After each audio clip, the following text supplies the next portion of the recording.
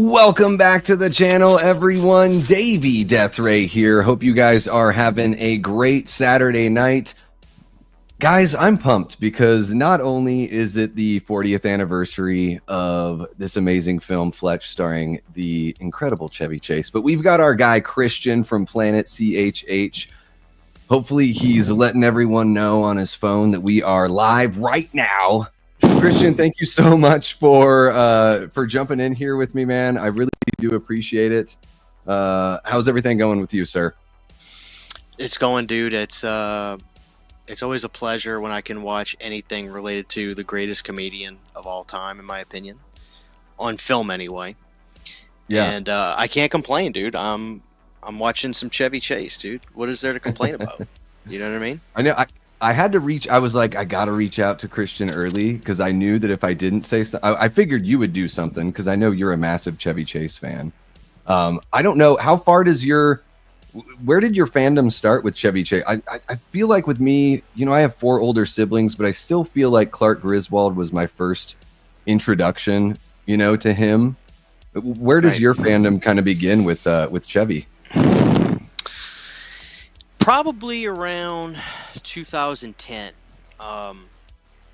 I was just kind of getting into 80s and 90s movies right around the time I was getting into horror movies, and my dad had told me about the Caddyshack, about how funny it was, because I was watching. I was already like an Adam Sandler fan, so I would see like Happy Gilmore and stuff like that, and he would tell me about Caddyshack being like this great, you know, golf movie, and I watched it and I fell in love with Chevy. Which is kind of weird because he's not really the star of that film at all, but I was just like, man, that guy's, I just liked him. I just liked him a lot. He was real charismatic. And then right after that, I saw Vacation, and I was watching a lot of stuff around that time. Like I was going into Bill Murray's movies, but I would watch like What About Bob, and I would watch, you know, you name it. But Chevy's movies to me were hysterical. Like they stayed funny, and they continue to stay funny. And when he was at his top during that time, to me, I've still never seen anything as good as Chevy's movies in the early to mid 80s. So around that time, and even though I would check out other guys, I'd watch a lot of Robin Williams films and Steve Martin films. My favorite comedies of all time are from Chevy. And I saw Fletch probably like a year after seeing Vacation and European Vacation stuff. So around 2011 is when I really like became a huge Chevy fan. Then I saw Funny Farm, because it used to be on Netflix's main queue all the time. And I was like, what is that? So I finally watched Funny Farm, and that's another just absolute classic comedy. So yeah, it's been about 14, 15 years now. I've been a pretty diehard Chevy fan.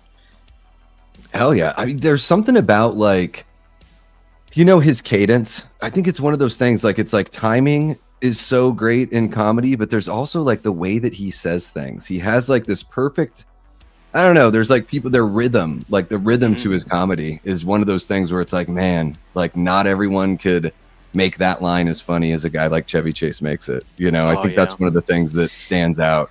And then the smart ass nature of it as well. Right. I love when he plays, like, he's smart, but I wouldn't even say dumb at the same time, but like he's got like this like naivety to him with like when he's trying to be, I can't explain it. Fletch is a great example of like how good he is. This may be, a lot of people think this is his best movie, and it's kind of hard to argue it, you know, because this is, I think, top 10 comedies of the 80s of all time. You know. Yeah, I think this is his, you know, a lot of people love Clark, either Vacation or Christmas Vacation. Usually people pick, you know, between one of those two. But yeah, I think this one, there is something, the naivety, maybe a little bit of like a boyish innocence to it. That's what it is, you know? Yeah. There is something he's like likable. Yeah. He's very disarming. All the ladies love Chevy, you know, and he's handsome, so it helps, you know. That certainly helps. Looks good in a Magic Johnson jersey, let's just say that.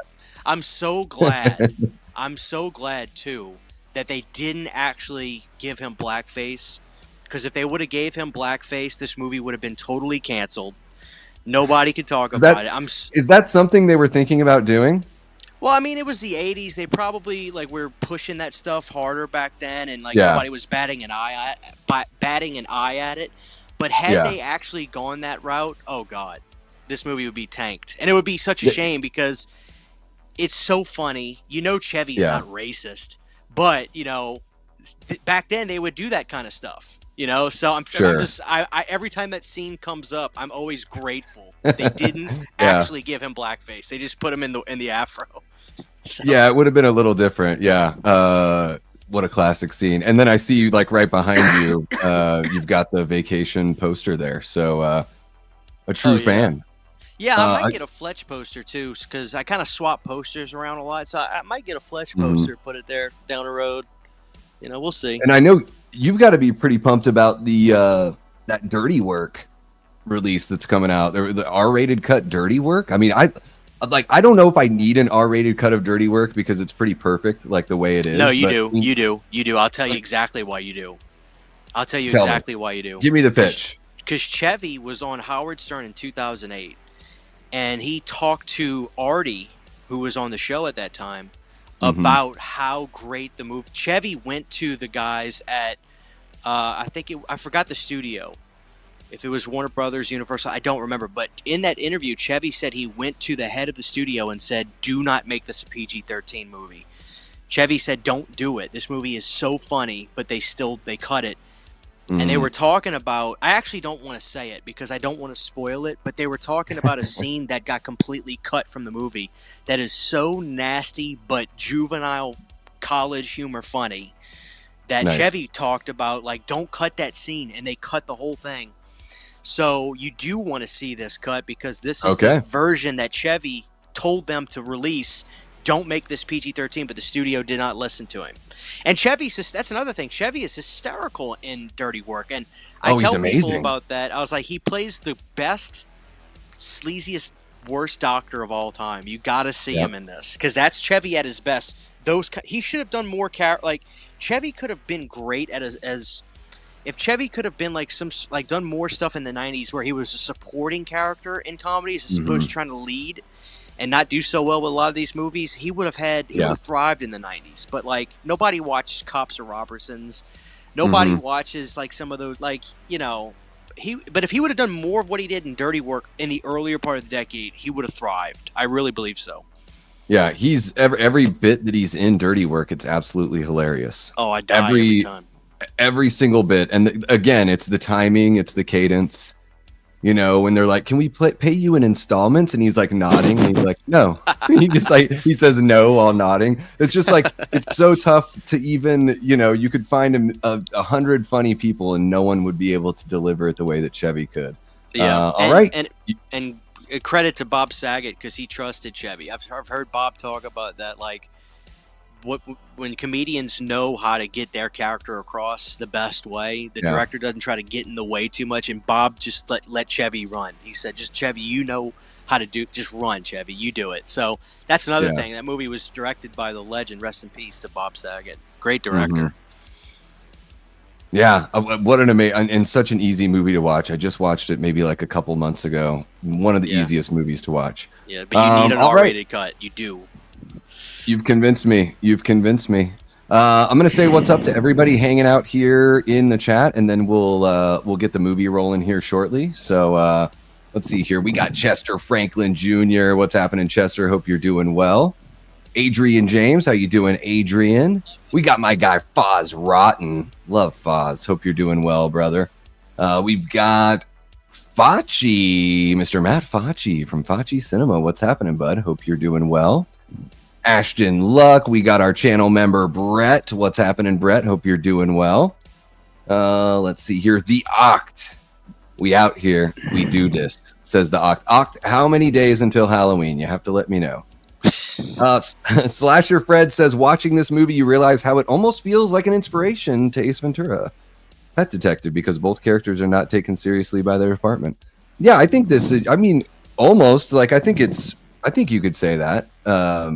Yeah, Chevy it's funny because the guy that wrote the book, Christopher McDonald or something like that is his name. He said that Chevy like took it a little bit further But one of the interesting things about this, he kind of threw a fit over who would be cast, because originally they wanted, I guess, Mick Jagger and Burt Reynolds were two of the people in the running to play Fletch. And Gregory McDonald, he threw a fit, and then gave the green light to Chevy to play him. But I think, yeah, Ace Ventura is very over the top, but I can see the inspiration for sure.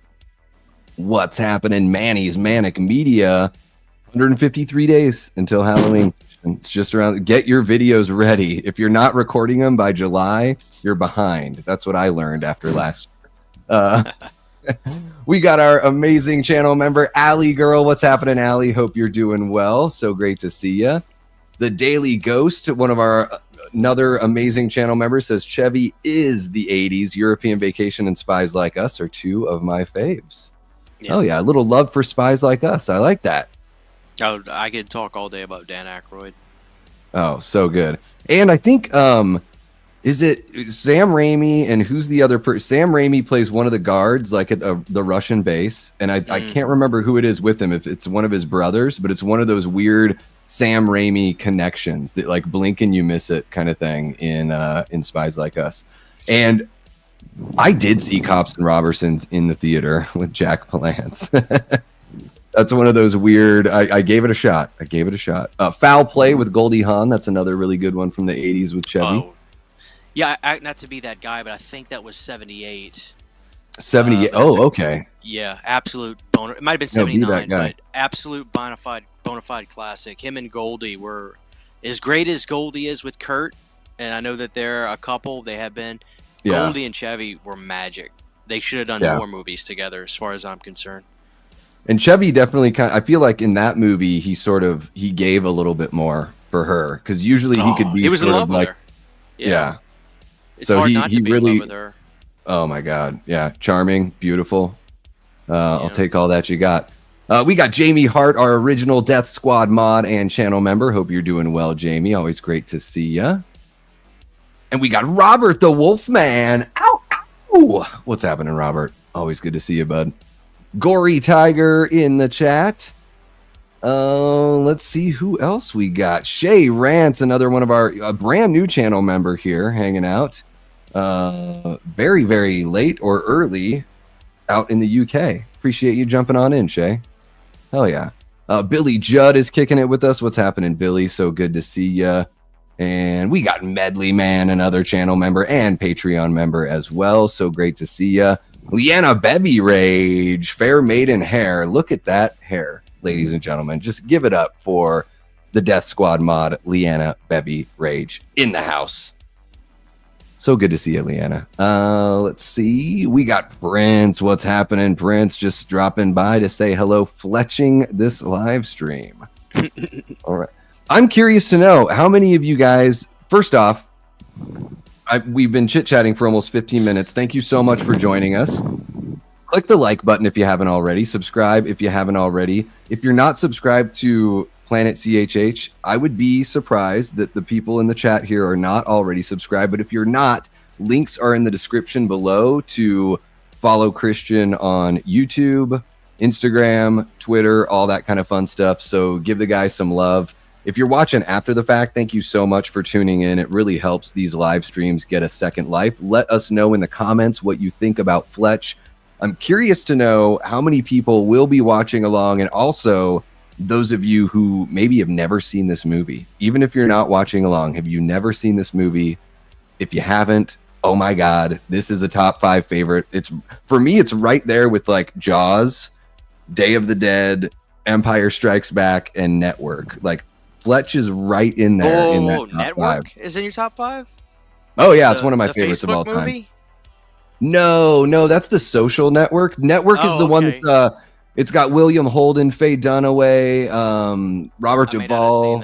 I may not have seen that. Oh my God, it is like one of the most impressive movies I've ever seen. It's got one of the best scripts. Thank you so much for dropping that, Jamie. Really appreciate you. Thank you, Jamie.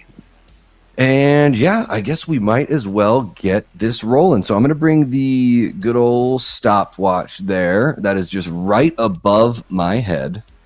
And guys, if you want to watch along, I've got links in the description. If you want to rent on Amazon or rent on YouTube, the links are there. So I want to recommend though for all the people to get the Kino Bluray if you want to get that. It's a 2K master from the inner positive. It looks really good. So hell yeah. That good old Kino Bluray. I gotta push my physical media whenever I can. So no, I totally get it. And you know what? That actually reminds me. I wanted to bring this up because you probably don't want me to. They did Fletch Lives too, by the way. Go ahead. Perfect. Hell yeah. No, you probably don't want me to gush all over what you do, but Christian, I do got to say, man, the amount of content you put out, the fact that you're a working man. You're married, you got pets, you've got you're running a side business with You Need a Candles. Guys, you can click on that link over on Christian's page if you go to the channel. Just everything that you do, man, it's incredible. I don't know how you keep on top of it, but it is such an inspiration and a reminder that there's always a little something more that that all of us content creators could be doing. So thank you so much for that. And I love that you do physical media coverage, but you also do reviews. It's not just about being a salesman for all the cool new shit coming out. You do cover it from just a pure fan standpoint as well. I love that about what you do. Yeah, and even if I just talked about physical media, movies would always be the first thing about what I would be talking about, because ultimately I think that's what will lead to my continued growth, is talking about the movies first and foremost. I would implore anybody that does physical media to always talk about the movie first and not the cardboard or the special features or how good it looks. Got it? Because that's how you relate to people, is by movies, not by how shiny a case is. For sure. I'm serious. I'm not taking a dig at anybody. I'm serious. Movie first every day of the week, every single day of the week. No, if anything, I'm taking a dig because, I agree. The art that's within the physical media is the reason why you should own it, right? It's like I'm a big vinyl guy. I love collecting vinyl, but if I didn't like the record, I wouldn't get a record just because it's rare. I want to also really enjoy it, Right. Absolutely. All right, guys. Let us know in the chat if you're going to be watching along. And are you ready to get this going, Christian? I'm on the menu screen. I don't know if I need to be at 001 or what. Yeah, I'm going to get to a point here because I do own a physical copy, but it's easier for me if I watch digitally while I'm live streaming, just with the current setup I have with my life turned upside down. So let me... Yeah, just tell me what you want. I can hit. I'm considering you don't have a menu screen, so I can just get to whatever point you want me to get to. And okay. So the stars are up on the Universal logo, but the logo isn't up. So just the stars. All right, I'll tell you when I'm there. I'll let you get to that point. If you're watching digitally, folks out there, I'm at 43 seconds on the Amazon copy. And let me kill the music here. We don't need any of that. There you go. Now, Christian, I know you cover a lot of these classic songs, by the way. Quick shout out for that as well. You have a beautiful voice. You're an accomplished, great musician. I'm a musician myself, so I'm very picky about that stuff, and I can tell when someone's got it. Have you ever thought about, or have you done a cover of this Bit by Bit song? First off, thank you. And no, I have not. I should, though, because I literally love this song. I actually have a channel I do just for fun, obviously, because I can't monetize it, but it's called Radio CHH. And I actually did a vinyl rip of the theme from the soundtrack, and it sounds out of this world good on vinyl. So I can see a little bit of planet Earth. I see all the stars, and I've got it paused. So okay, so you got a little bit of planet Earth, you got the stars. Okay, I can even show you if I need to.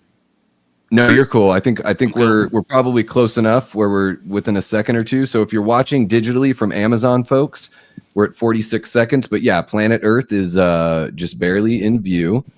And let's see here. All right.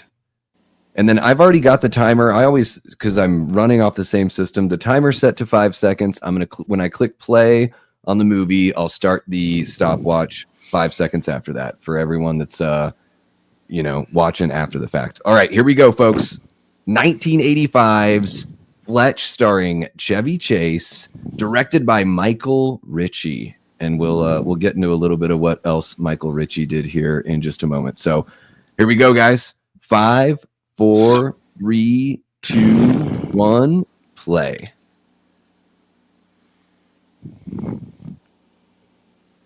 All right.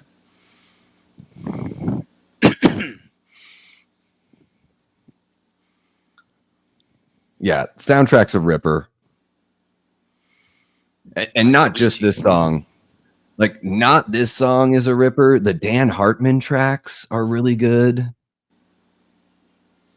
Yeah, it has got a good soundtrack. It's so, I don't know what kind of genre you call it, but that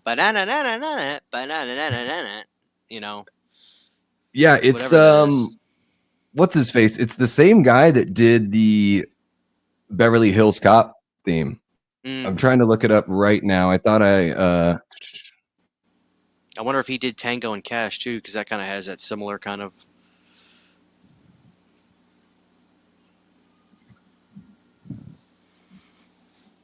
And I love, so another great thing about this song, it's called Bit by Bit, and later on Alan Stanwyck talks about his bone cancer and he says it eats you up bit by bit. And I was bit like, by bit.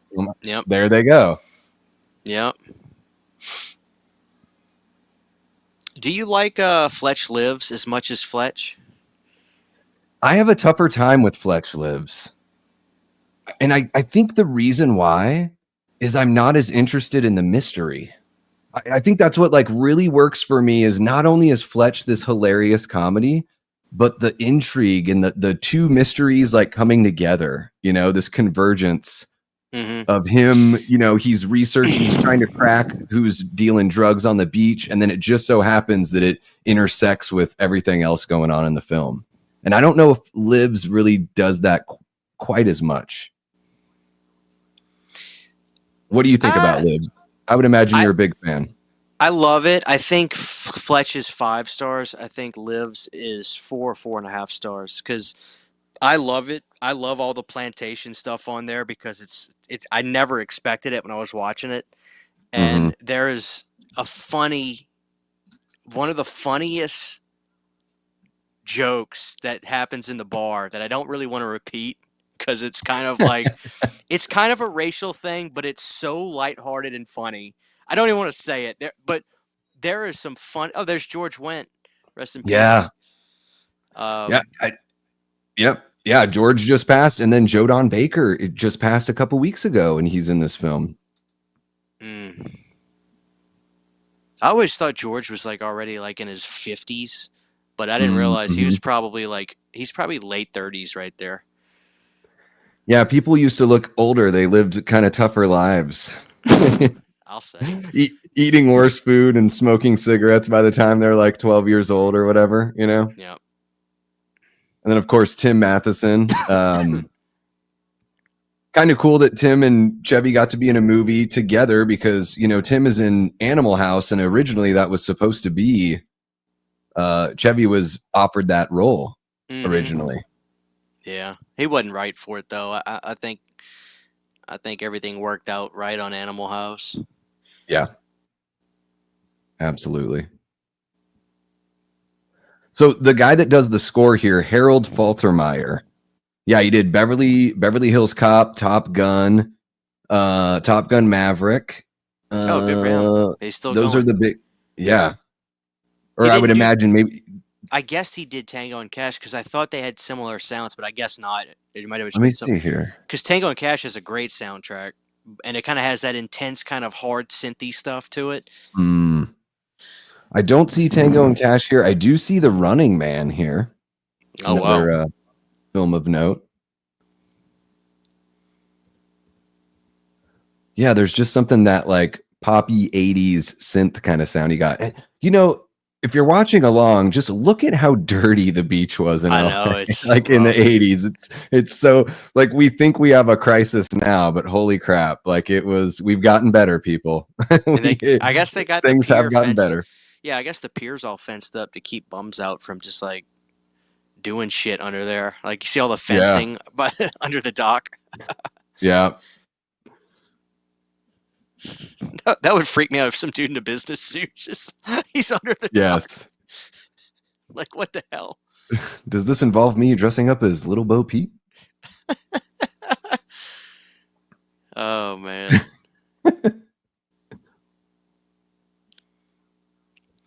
What's happening, Retro Ryan? Go ahead, Christian. I remember Chevy being on. It might have been David Letterman, or it was either David Letterman or Johnny Carson, where Cisco and Eert were on with him, and they were kind of talking about Chevy's films, and Chevy was making fun of Roger behind him. It was so funny. It's a pretty. I can't remember if it was Letterman or if it was Carson. I want to say it was Carson. I'd have to look it up, but people could just type it in like Chevy Chase talk show with Cisco and Eert, and it's so funny. And I remember Cisco loved Fletch way more than Vacation. He was a big Cisco. I always liked Gene. Gene was a tougher cookie to crack, but when he loved a movie, you could tell Gene, when Gene likes a movie, like he's not bullshitting. Like he really likes it. I love Cisco and Eert. They're kind of like picked on nowadays a little bit by people. But I never thought those guys were, uppity or aristocrats or looked at movies in a certain kind of way. I never did. I just thought that they were professionals. And I always liked their, whenever I watch movies that are classic films, I always go and look up what they had to say about it. And even Roger gets some shit still, Roger Ebert. But the thing I loved about Roger is Roger never really put pen and paper to every movie he watched. But if he loved something, like he was a huge David Lynch fan. He loved David. And I remember he said something about Mulholland Drive where he says, I don't really understand everything I'm seeing in the film, but I understand how it made me feel, and that's what's important. And I thought that was just like a brilliant quote from Roger, But they loved Fletch. And Cisco and Eert, they loved, during this time, they would say Chevy is just hysterical. And even Funny Farm. Cisco loved Funny Farm. And it's a shame that film wasn't bigger. It should have been, in my opinion. I don't know why Funny Farm wasn't a big hit. It was a modest hit. But to me, that's a classic. Yeah, I think he's a little more subdued in that one. It's not as zany, but I remember that being like a regular rental, like in my house growing up. So, that was one that I saw quite a bit, eating the Rocky Mountain oysters and everything like that. And it's kind of a Christmas movie too, but you don't realize it until you get to the end of it. Yeah. So. Mr. Nugent. Here he goes, bit by bit. Yeah, Cisco and Eert, I guess, I don't know. I've got a love-hate thing with them because I feel like they were jerks about slasher movies, and I guess I get it, but I don't really get it either. Well, like, if you don't think the films are good quality, that's one thing, but to pretend like they are making it seem okay to be violent against women, I think that is just like, a bullshit, argument that people made back in the day that had no legs at all. Well, I mean, I definitely agree, but at the same time, I think everybody that wasn't, a blue collar or young person at that time probably thought that. I mean, that was probably a popular opinion back then. Sure. I know that Roger put not Pamela Voorhees, the actress's name, Betsy Palmer's phone number, like in the paper, which is insane. Telling people to give her shit. Yeah. Doxing. She got doxed. It's like kind of terror. It's like light terrorism. Yeah, but also Roger. You have to. Roger said that he liked. Oh, go ahead. Sorry. I was probably going to say what you said. I was going to say, as you look forward and got into the '90s, Cisco and Eert praised movies like Silence of the Lambs, and then eventually Roger Ebert praised Devil's Rejects. So their opinions changed, and they looked at things. Yeah. Yeah, and Roger it's really also, liked, the original Dawn of the Dead in the late '90s, but Roger definitely came around and opened his view to horror films. I mean, from shitting on Friday the 13th to saying I love Devil's Rejects, that's pretty wild. Yeah. Considering how crazy Devil's Rejects is. Yes. You know.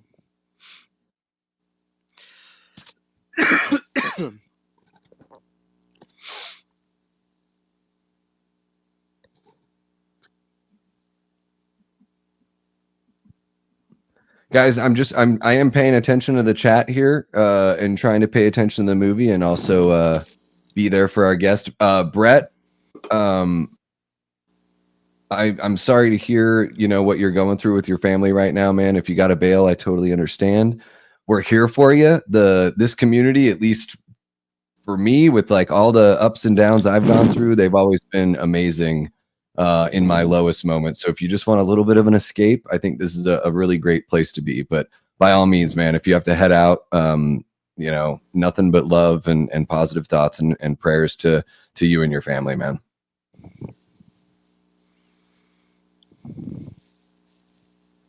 I totally missed it, but when Chevy says to the maid in the house, when he says fucking taco, Sierra del Fuego, like that's one of my fucking taco. Like the creativity, Oh, dude.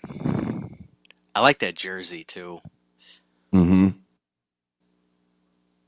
And it fits him well. He's in, like, I dated a girl when I was just turning 21.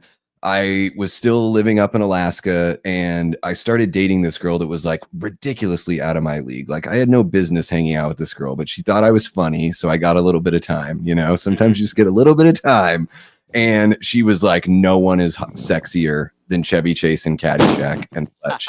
Like she just thought like that's the apex of sexiness, like looks and humor and everything. And I was like, oh, maybe I have a chance. All right, we'll see. He was. And speaking of sexy,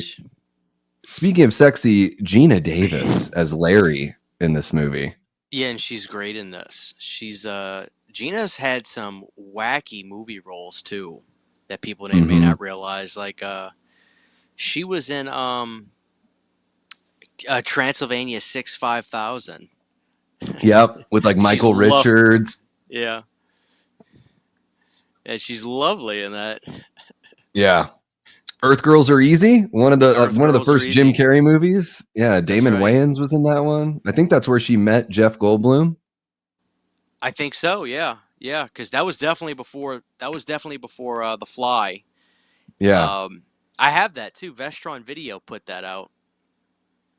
This is the movie that made me get. I have it over there. I have a little basketball hoop in here. So when I'm just chilling, I'll literally. Hell yeah. And they couldn't have found a jersey that just shows off his physique better than that jersey right there. That's the one. Mm-hmm. Jamie says, when someone says David Lynch, I get a little tingle in my belly. Yeah, she loves David Lynch. I watched your review of Sucker Punch on your guys' old show, Christian. When you're in the panel. That was a long time ago. 5 years ago or 6 years ago or something like that. I was like, little baby around like Christian. 2020. Yep. Yeah.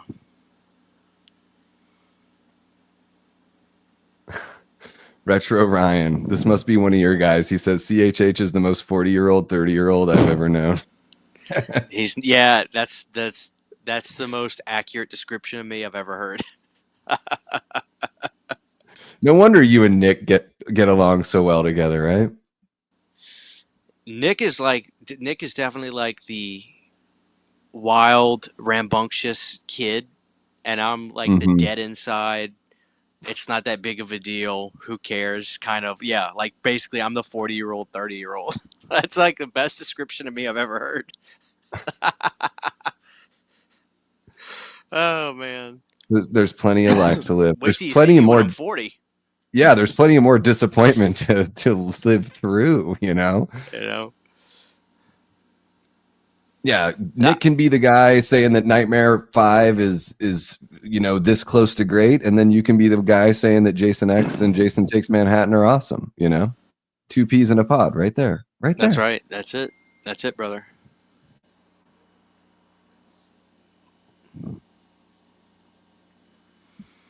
Oh, this is the best scene. Yeah.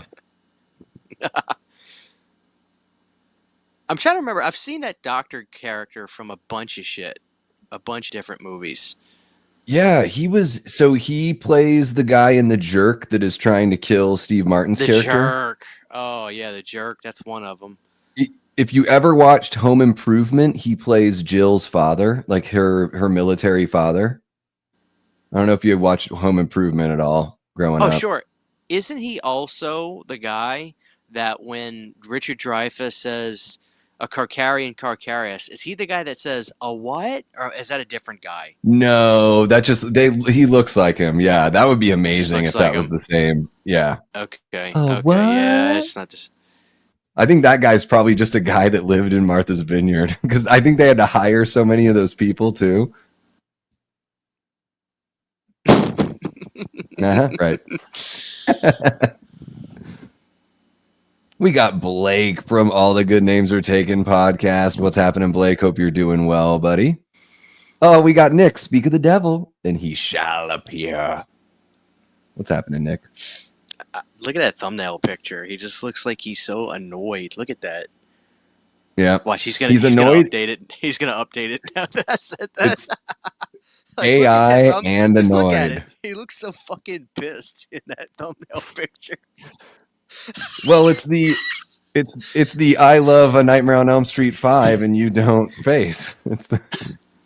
That's him, Nick. I'm not hating on 5.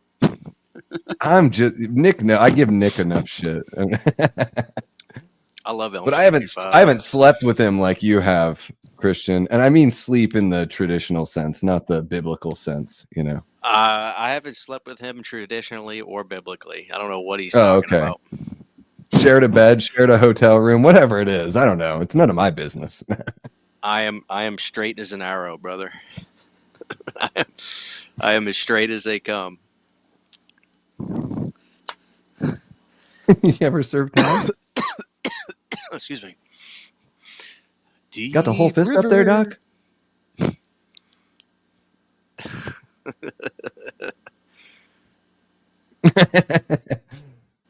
Great performance here. Oh yeah, thank you, Slasher Fred. He's in Collection Completed. I actually reviewed that episode here on the channel. I'm making my way through Tales from the Crypt, where he turns all of his wives' pets into taxidermy dolls, and then she turns him into a doll. Spoiler alert. Grandpa and Harry and the Hendersons, says Blake. There you go. We got Tiana Loves Movies. What's happening, Tiana? Saturn Video. Dr. Rosen. Dr. Rosen penis. It's Dr. Rosen. But he pulls it off. Like, you could presumably look at him and assume he'd be a doctor. Crazy one, but...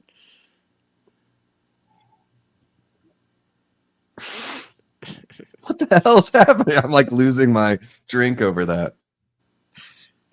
Holding the dude, it's just everything. Yeah, he's funny shit, dude. Effortlessly charming.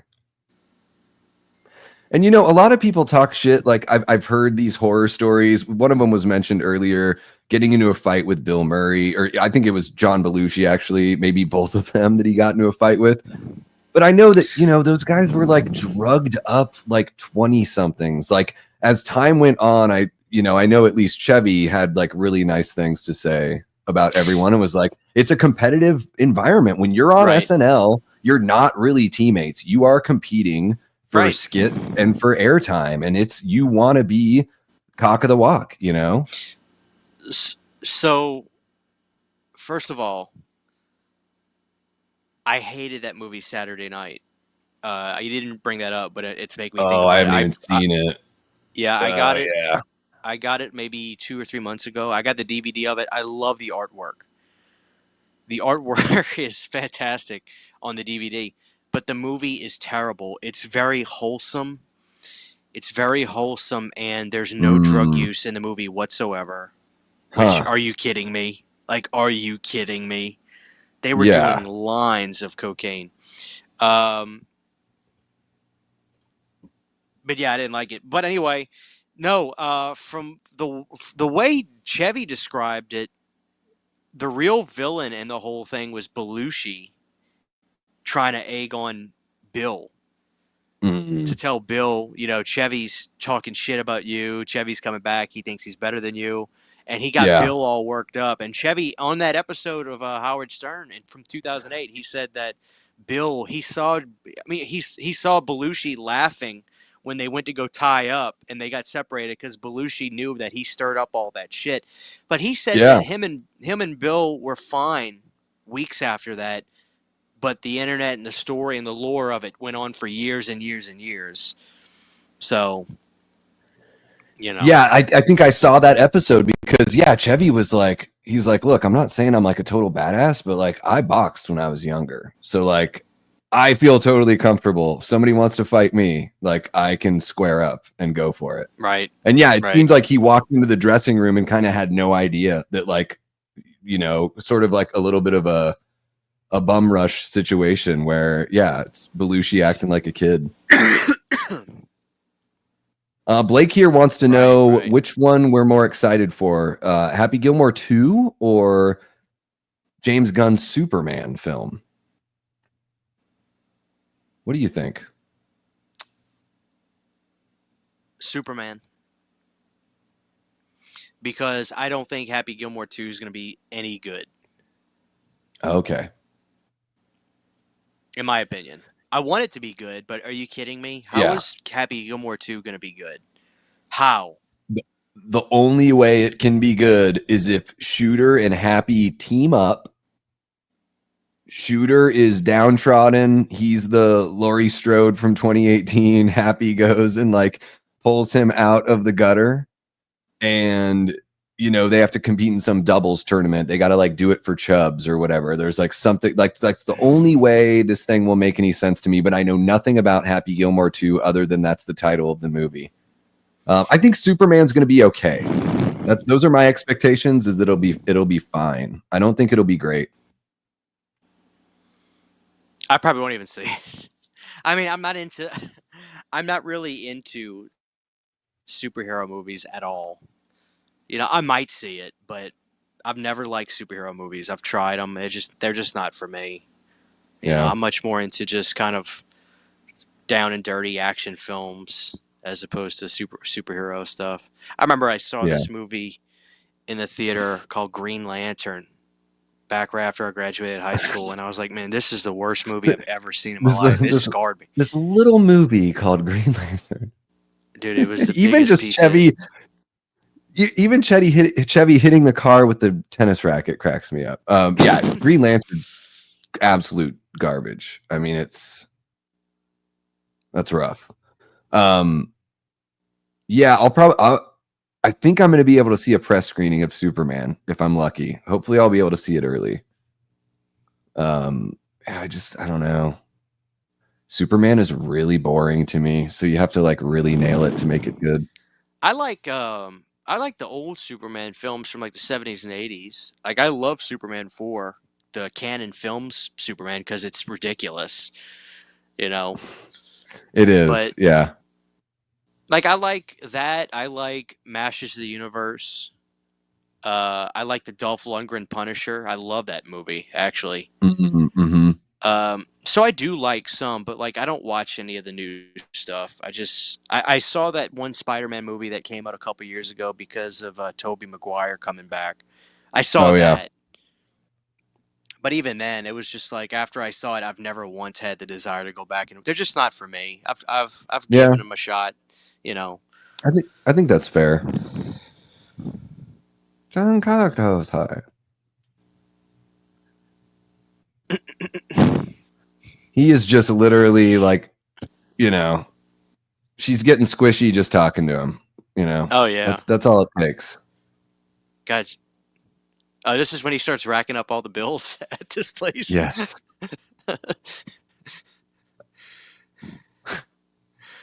Oh man. That's all right. They'll be back. He went out for his year in the house. The steak sandwich and steak sandwich. It's one of my favorites.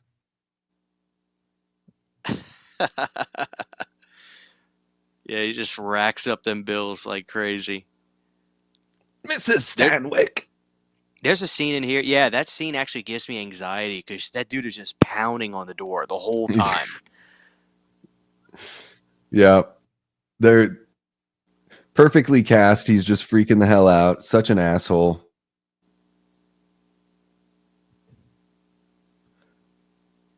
Yeah, Allie, I did say Superman is boring. I did. Yeah. Because he has like one weakness and they hardly take it seriously in the movies, especially Superman Returns. Talk about Green Lantern being a bad movie. Superman Returns is one of the worst movies I've ever seen. Which one is that? A recent one or? It's the one that Bryan Singer did with Kevin Spacey as Lex. What year was that? Like 06, something like that. It's really bad. I didn't even know they did that. I just saw what's the guy that played him in the 70s and the 80s? Christopher Reeve. Yeah, I like those. Yeah. I haven't seen any ones after that. And it's not even the problem of the performers in Superman Returns. It's the writing is really bad. And yeah, I don't think Kevin Spacey is like that great of an actor. Like in like he has his moments, but yeah. Fucking Superman Returns. Dude, he was doing those Spacey was doing what convention was it? Monster Palooza or no, it wasn't that one. It was going to be Mad Monster, and they had to like shut off the comments on their Instagram because everyone was freaking out. But I heard that he had lines out the door, like get that convention. Yeah, and he beat the case. I mean, so if we believe in the like, do we believe in the justice system or not? It's this weird like, do we just want to cancel people because they're accused of something, or like, is that all it takes to? I don't know. I mean, that's a whole different ball of wax. But regardless, I don't like his Lex, and I haven't liked his Lex for 20 years. Yeah. Well, I mean, if people want to pay to go meet him, it's America. Go right ahead. Yeah. You know. What's happening, Todd? I think this is your first time kicking it with us, man. Thank you so much. You're hanging out with the Death Squad. Everyone make Todd feel welcome, y'all. Yeah, that might be one of my stragglers. I did share it. Hell yeah.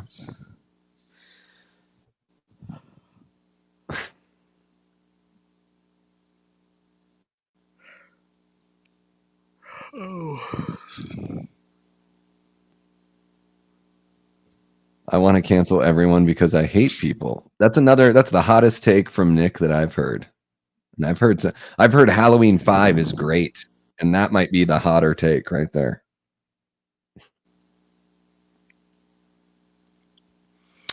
I was trying to think of something funny to say to that, but just I can't think of nothing. I'm sorry. I've got nothing. I mean, I did see people when he signed on to Mad Monster. I saw some people within the community that were like, this is fucking bullshit, like all this kind of stuff. And I'm like, well, guys, like, is an accusation enough to just forever, like, even though this person like went through the system and they found like that this didn't happen? Like at what point, like, are we the judge, jury, and executioners? Like, is that our job as the public? Like, I don't know. Dude, I can get into this, and like the more I get into it, the more like I'll sound like a 50-year-old man. But honestly, like, you want to know how I really feel? Nobody really cares. Nobody really gives that much of a fuck. Yeah. They'll tweet about it for 2 seconds, and then right after that, they're sipping on their $14 Starbucks drink with their Taco Bell, and then they go watch their Pornhub or go on Reddit and bootleg the OnlyFans. Like, like, that's what's really going on. Nobody cares that much. Okay, I'm sorry. Yeah, nobody does. No, I hear you. Yeah, so maybe it is just kind of like posturing. I get what you're saying for sure. Yeah. Dude, that's exactly what social media is today. Yeah. 95% of social media is that. And that's why I actually hate everybody because of that. That's why I don't talk to a lot of people and I keep to myself. And that's why I'm a grumpy old man. Because you'll never see me pretending to care about shit that I really don't care about. I just don't, you know? Yeah.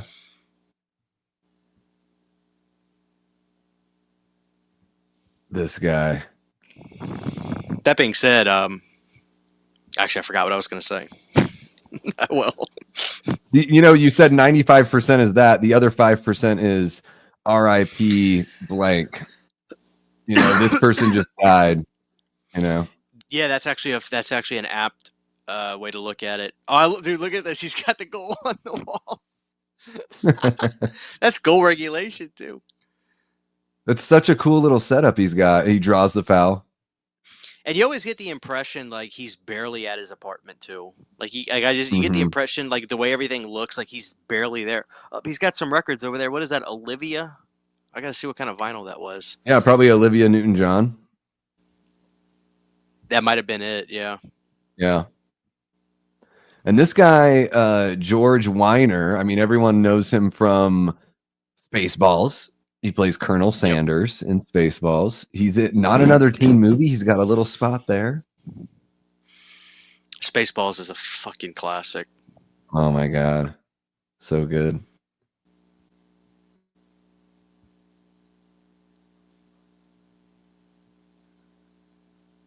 I'm just kind of looking back at his pegboard and seeing what all he's got up there on the wall. Yeah.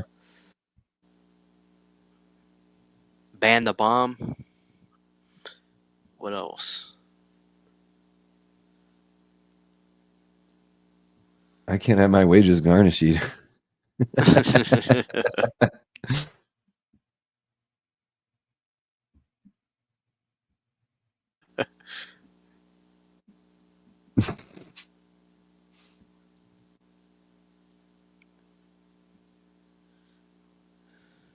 Go get yourself a nice piece of ass.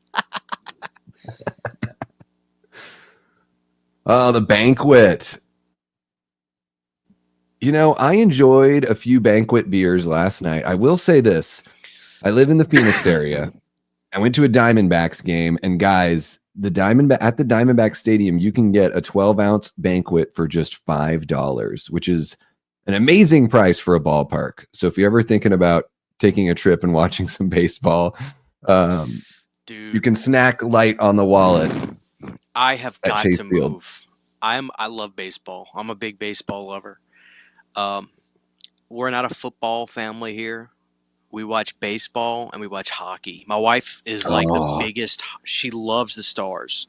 We're gonna go to a game. We go to a couple of games a year. We're gonna go see them, but we have got to move because we want to live somewhere where we can like watch baseball game. I love going to baseball games. Yeah. It's funny. Some people, baseball is my temperament. It's chill, but then there's moments of holy shit excitement, and I love baseball. I really do. So I want to go. I want to go to games so bad. And that was my sport. I played. Oh man, that was my sport. I played growing up. Man, my whole life was baseball. Yeah, I was a big baseball guy. Like, yeah, that was my main bread and butter, second base and pitcher. I played a little bit of football as well, but I'm a big hockey fan also. And Allie Girl, who's in the chat, she's a huge Stars fan. Nice. As I'm sure you may know. But yeah, I'm a huge Capitals fan. My siblings all grew up on the East Coast. So I'm like a Washington Redskins fan, Capitals fan, all that kind of stuff. What do they call them now? Washington what? Commanders? I still call them Redskins because I don't think that the term is derogatory. Well, from what I understand, none of the Indian people gave a fuck. No, I tell people all the time, I'm like, the only people that had a problem with the name Redskins are white people who don't even watch football. Like they don't even care about the sport. They're just like, that sounds bad. Well, they got rid of the. I think they got rid of. Cleveland Indians are the Guardians. Wahoo. Yeah. Yeah, they got rid of Chief They're the Wahoo, Guardians now. which bums me out. Which it bumps me out because, dude, I love Major League. That's my favorite sports comedy of all time. And now everything about that film is just Like, Yeah. I don't know. It's funny. I remember I bought a couple Chief Wahoo hats because I knew that they were going to get rid of the logo. So now I have a few just because you Yeah. can't. I guess you can't get them anymore. Yeah, they the Indians do their or the Guardians do their spring training out here. So there are a whole bunch of like there are bars I go to that are just decorated with all the Indian stuff because that was like the bar for those fans to visit for spring training. Nice. But I did a Major League watch That's so party cool. a couple months ago. Major League it's my favorite baseball movie. Like that movie cracks me up. It's right up there with like Slapshot for like great sports comedies. Oh, If you haven't seen totally agree. Slapshot, And to me, oh yeah, have you seen Slapshot? Okay, I've seen Slapshot too with Gary Busey. You know, there you go. so yeah, I love Major League. To me, is top tier. It's the absolute greatest baseball movie of all time. Like, I will fight people over it. Like, don't come at me with Field of Dreams and don't come after me with all this crap. It's Sandlot. Major League. No, it's Major League. Yeah, I love Sandlot. Major League is it. Come on, Dorn, step in front of it. None of this Olay bullshit. That guy's voice is incredible. Like, yeah, that guy is hysterical. Oh man, nice to meet you, Hayes. No. Parking lot's out there. Yeah. You may run like Maze, but you hit like shit. So good. It's funny shit, dude.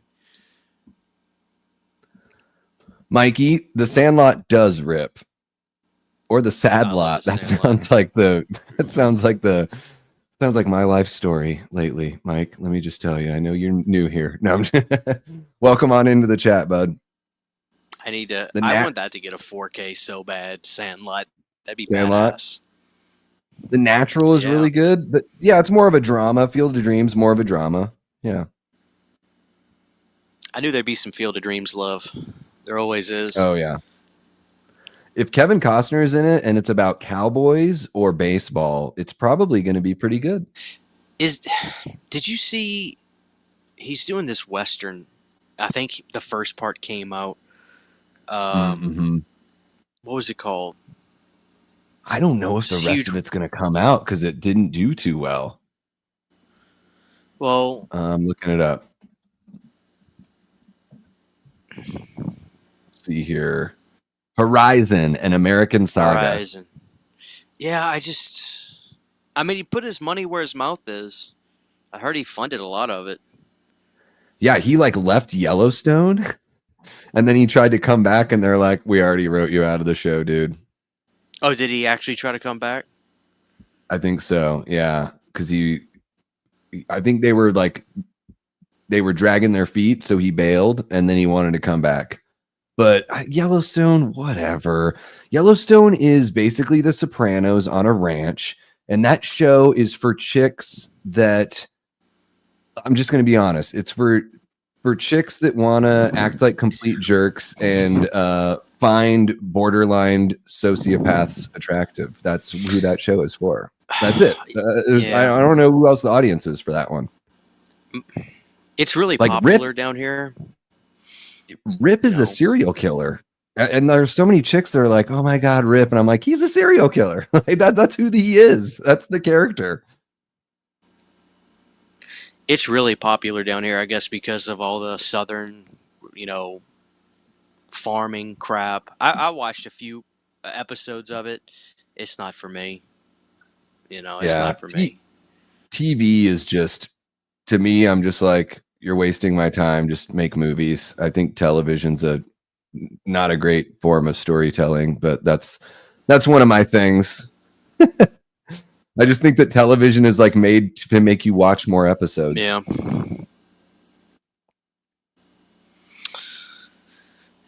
I agree.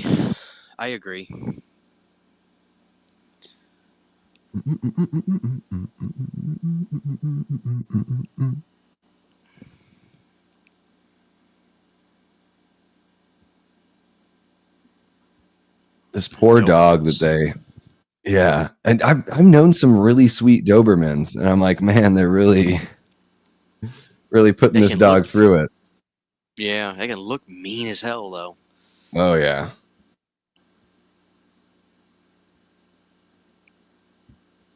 God, fish tanks, man. I used to have fish tanks when I was a kid.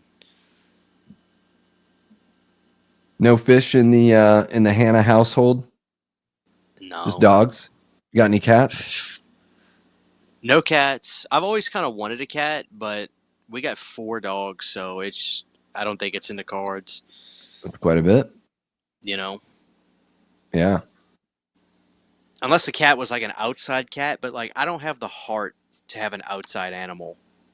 Yeah, it's dangerous. It's just not as healthy for him too. Yeah, I just feel guilty 24/7.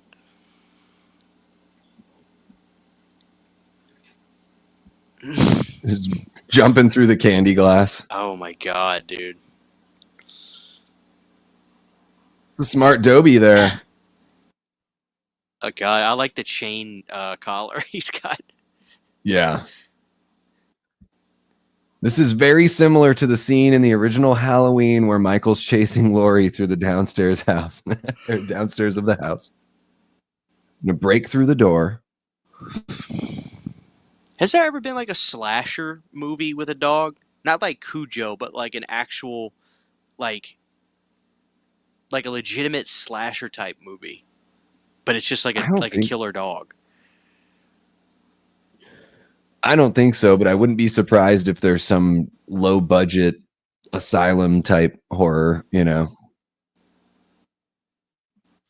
Yeah. And that's a crazy move there with that dog. Don't don't break a hip. Yep.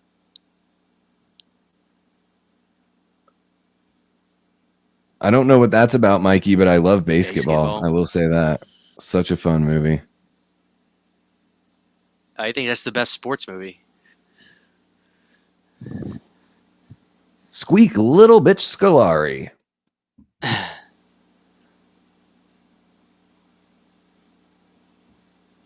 Oh shit.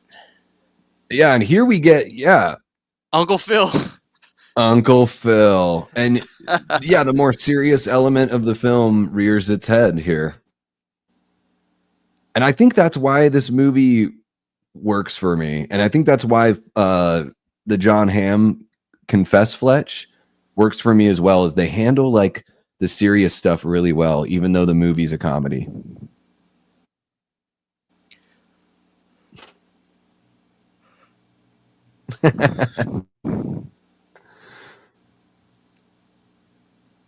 Uncle Phil must be really tall too. Yeah. He's like in good shape here, relatively speaking. Love that he just picks Yeah. up the phone and starts dialing.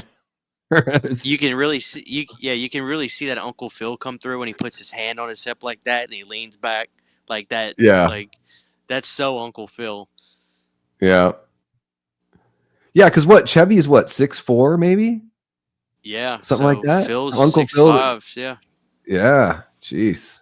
Both of And it those looks guys like are bruisers. I almost feel like they get tall actors to work with Chevy to not make them seem so tall.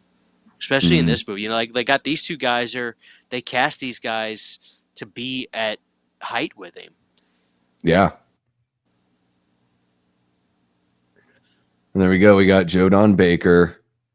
I mean, I've been watching this guy since I was a kid because I'm a huge Mystery Science Theater 3000 fan, and he's in a couple of those movies. And he just passed away just like a week and a half before George went. So, Jesus. rest in peace, Joe Don. He's also great in Joe Dirt. Love him in Joe Dirt. Sad, dude. Oh, dude, Joe Dirt. That's one of like my favorite movies as a kid. Yeah. Not often does David Spade get to play in a role where you root for his character, you know? I like that, Joe Dirt. That was like I hadn't seen either like any of his Chris Farley movies he had done by that point. Like I didn't see none of that till well after Joe Dirt. So Joe Dirt, man. I bet you that movie made fucking millions on VHS. I mean, I didn't see it in the theater, but when I saw it, on DVD or whatever it was, I was like, oh my God, like this is friggin' great. What is her name?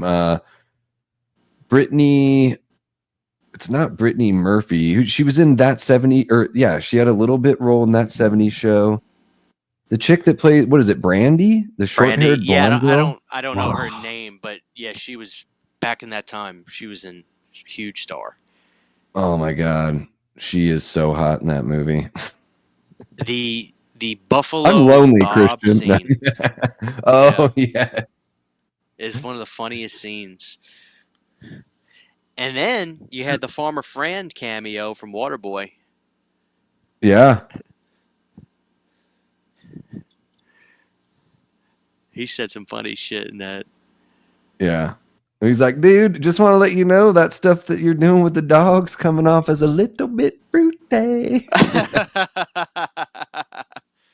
Oh man.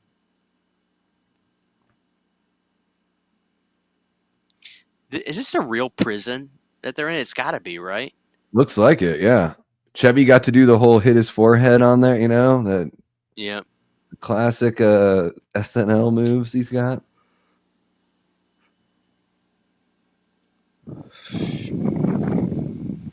Dude, the glee on Joe Don Baker's face in this performance. Mm. He's just like, he can't wait. Yeah, he's like, I'd love to set you up. Like, this would be amazing.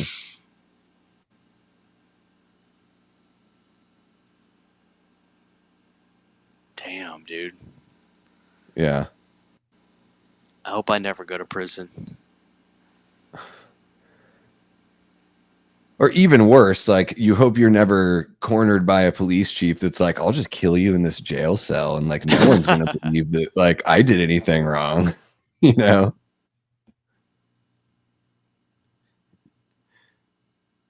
hate the beach anyway. Yeah.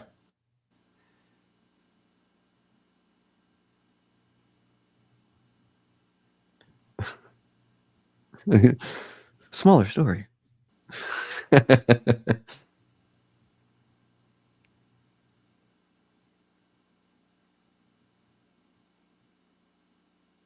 Oh. The fatal flaw, he lets him live. Yep.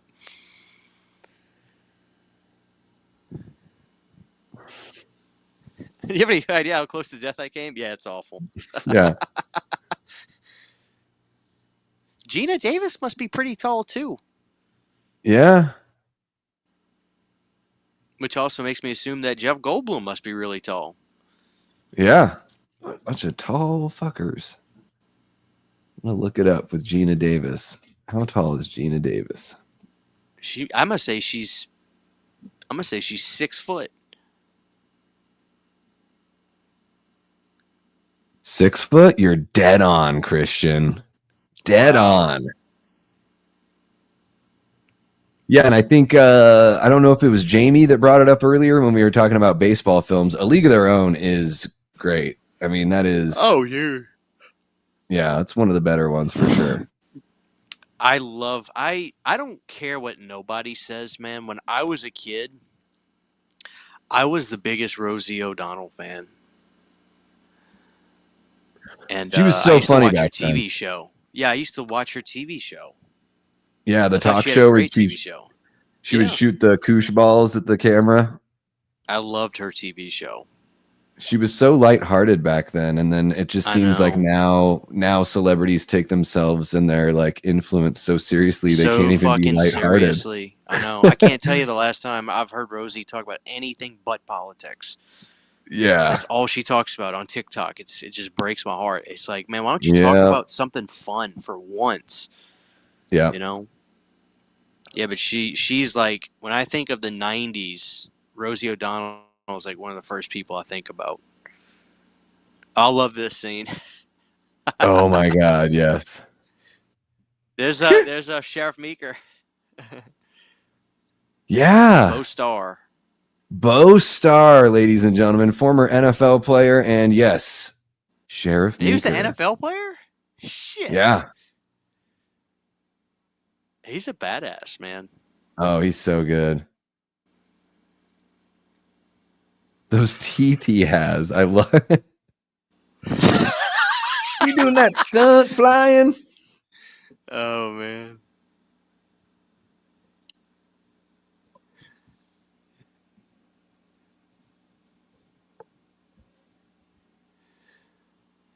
That's a small plane. Yeah. It's funny how planes don't really look that much different from today. Like, they haven't really changed the look of planes much at all. No, you're right. I guess maybe if you're like a billionaire, like if you're like Richard Branson, you could probably afford a different kind of looking plane. I mean, yeah, because it's like how much better can the technology get unless you are going into subspace, right? Yep. Ordo. You ever flown in a helicopter, Christian? No, I kind of have a phobia of heights and There's a planes and tremendous stuff. amount of good. I've never been in one. Not a helicopter. Planes I have. Okay. I had to get used to flying as a kid because I grew up in a town where you couldn't drive out. You had to take a boat or take a plane. Oh shit, I would have killed myself. That's just living in Southeast Alaska. It's just all part of it. Damn. Alley Girl says Bo Starr was a hottie. Yeah. He beat his kid's ass in Goodfellas too. Oh shit, he's in Goodfellas?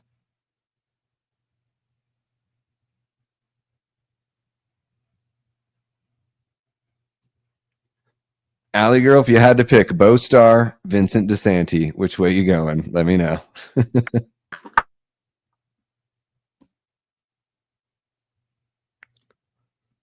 What's happening in the net? How you doing?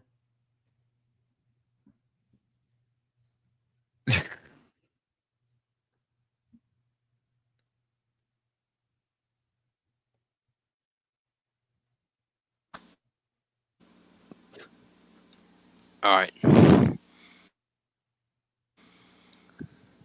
Make it quicker, State.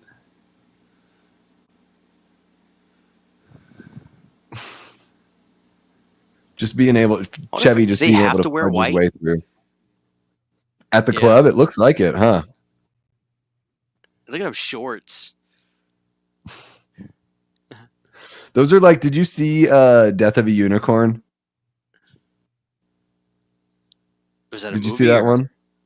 Yeah, it's that Paul Rudd, Jenna Ortega movie. It's got that Will Poulter kid. No, he was in like he was in We're the Millers, and he's wearing shorts like that, like the whole movie. It's just hilarious. He's wearing these like distractingly high, like 80s tennis shorts.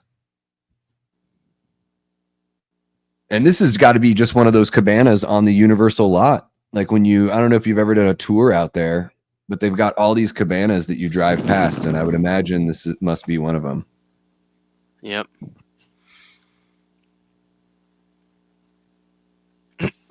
Yeah. You got out of the shower with your makeup on? That's incredible. Can I borrow your towel for a second? Yeah.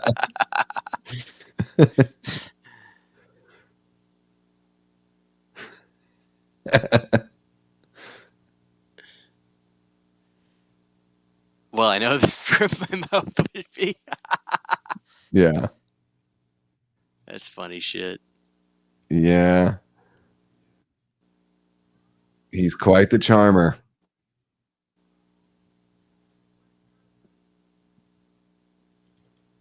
Oh my god.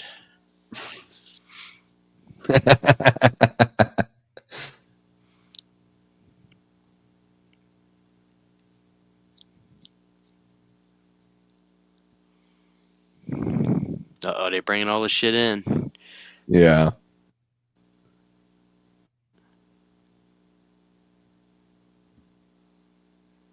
Put it on Underhill.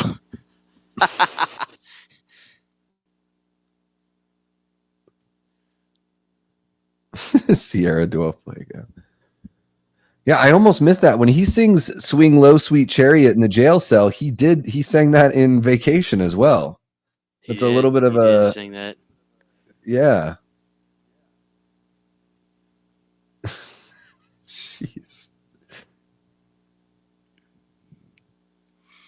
The only reason I don't think that this movie is better than Vacation is I think Vacation actually has some moments that I think are probably some of the funniest moments of all time.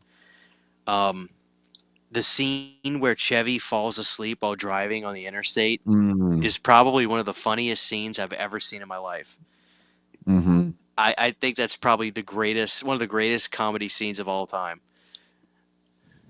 That person that yanks the dog back, that is brutal. That is brutal.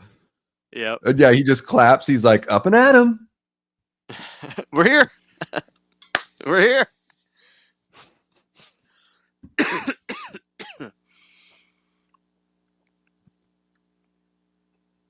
Can I do your back, honey? I already did my back. Can I do your front? Go do your It's Ted Underhill. He's pissed. Oh man. Looking at the $400. That was an 85 too. Yeah.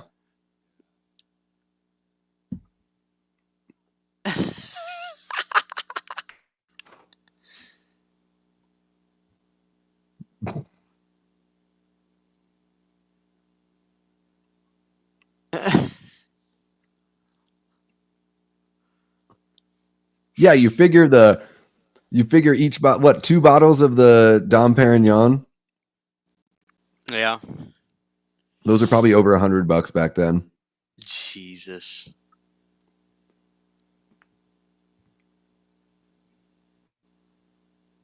He starts beating the piss out of that door.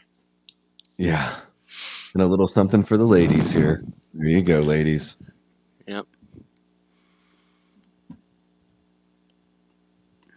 Yeah, Clint Eastwood's 95th birthday, still rocking and rolling.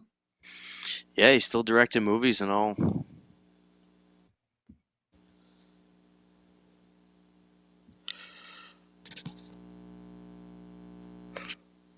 No worries, Nanette. I recommend you check out Fletch as soon as you can. It's very, very funny. One of my favorites.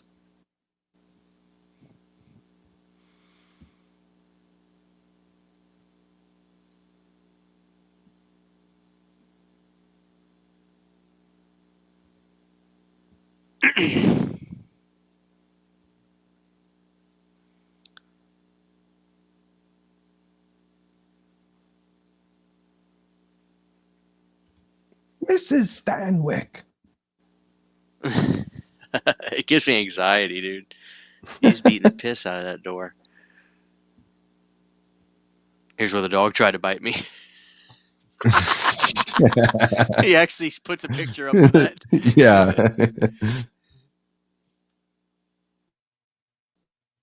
Dog tried to bite that. Makes me laugh. Mormon Tabernacle.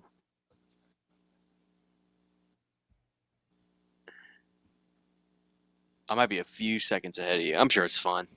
If you just have seen the dog, I just saw that like 15 seconds ago. Oh, okay.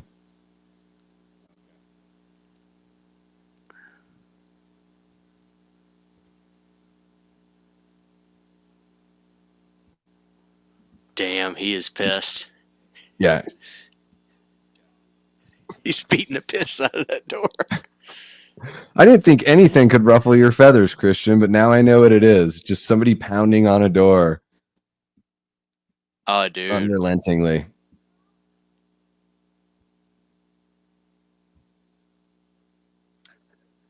Chevy Chase was in a Ghostbusters music video? Is that right? Let me see. I don't know. He probably would have been really funny in a Ghostbusters movie.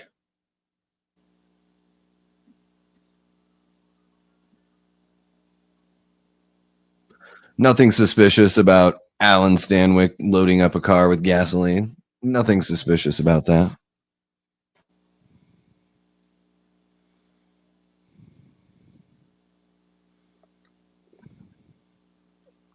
I get these themes. The score gets stuck in my head so much for this movie. Yeah, he is in the music video. Oh yeah, he's classic in Parker that. Jr. You can one. call me Al. Yeah. And hilarious in that Paul Simon video.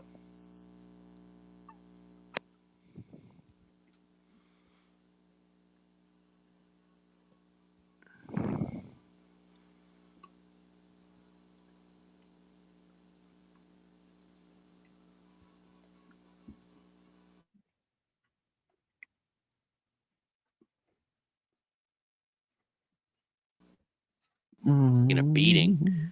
Wait till you see the top of the roof on that thing. Yeah. Good God.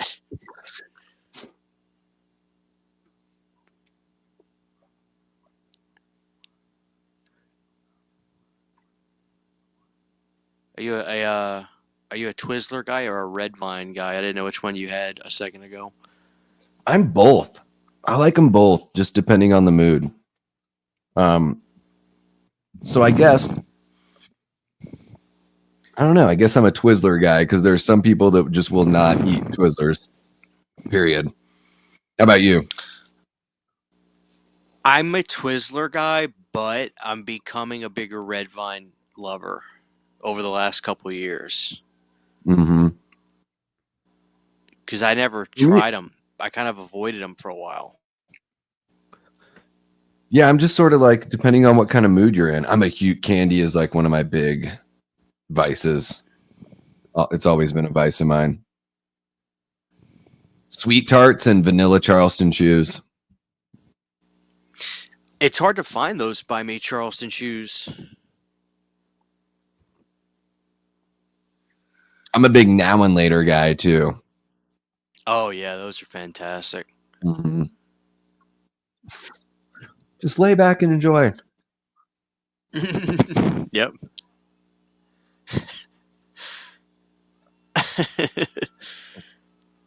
Love this song too. Dan Hartman. It's a great song. Get out of town. I feel like I've heard it somewhere else though, besides this movie. Maybe I haven't. He put out a few records. He had a big hit called I Can Dream About You. I don't know if you've ever heard that song. I think it's on like the Streets of Fire. Yeah, that's Yeah. Yeah, that was like a top 10 hit, I think, back in the day. Yeah, I love that song. Yeah. Funny story. Dan wrote that song for Hall & Oates, and they turned him down. Yeah, because he was like was he one of their writers for a bit? I think so, yeah. That's wild. Good for him. Yeah, I fucking love that song. Oh yeah, it's a classic.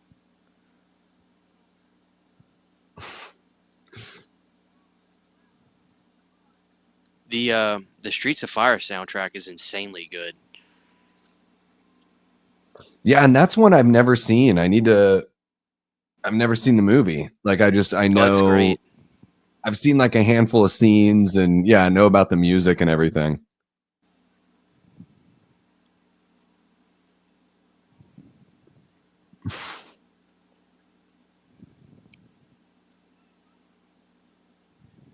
How's the herpes?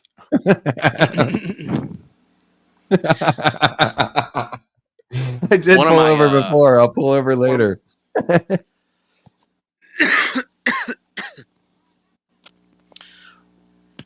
One of my favorite like movie soundtracks of all time is To Live and Die in L.A. with Wang Chung. Man, that's a movie I have not seen in a really long time. That movie is fucking intense, dude. William Peterson in the 80s. Yeah. That's my favorite William Friedkin movie too of all time. Is To Live and Die in L.A. Yeah, that's what Willem Dafoe plays the villain there in that one, right? He's so good, and I think Willem Dafoe, if memory serves, he's in Streets of Fire too. I think so. He's getting a lot of play tonight. Yeah. William Peterson hangs dong in To Live and Die in L.A. as well. Yeah, that's to me that's a '80s masterpiece. Mm-hmm. That's one of my favorite movies of all time. I always tell people, I was like, Friedkin had an amazing filmography. Like, if you're a horror fan that's just seen The Exorcist or Cruising, he's got a lot of shit. Tons of movies, great films. French Connection, yeah. And then did that win Best Picture? It was at least nominated, I think. Yeah, it might have been nominated. And I tell you another movie I saw from him just recently was a movie called Bug. Good God, it was great. Bug from 2006. Pulling it up right now. Oh my God, it gave me so much anxiety. Oh my God. And he was an old man when he did that too. And to make a movie with so much grit was so impressive. It felt like a movie by a hungry director trying to shock an audience and make a name for himself. It's one of the more impressive movies of his. Ashley Judd. Yeah, I was like, that looks like. And Michael Shannon. All right. Love Michael Shannon. Yeah. So good. Oh my God. He did Jade. All right. Yeah, he did have a pretty wide range here. He did. Very wide. Chevy. The nose looks normal again. Look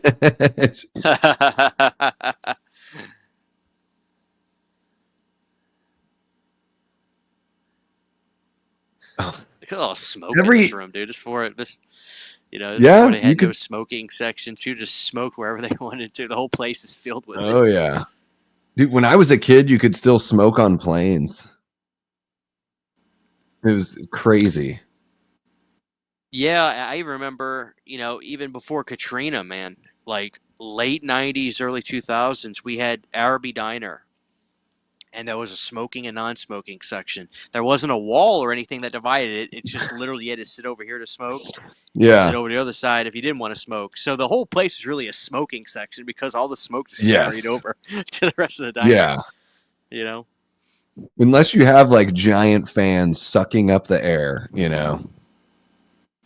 It's funny. Like, I know this sounds fucked up, but like, I kind of wish people could just smoke everywhere again because like it just brings me back to something about the smell of smoke brings me back to my childhood. So like I really wouldn't care if restaurants let smoke inside them again. Yeah, I used to, man, I would like stay the night at friends' houses and their parents smoked. And then I'd, come home and my mom would be like, drop all your clothes. We're washing them right away. But yeah, I know what you mean. There's like something about like, when I when I go to like Vegas or something, if you go into an older casino in Vegas, it still smells like you can smell all that smoke embedded in everything. And there is something that like kind of takes you back a little bit. Yeah.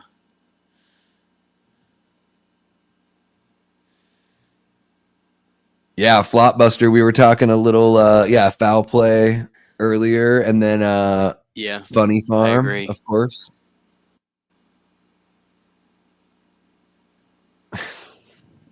God, Don.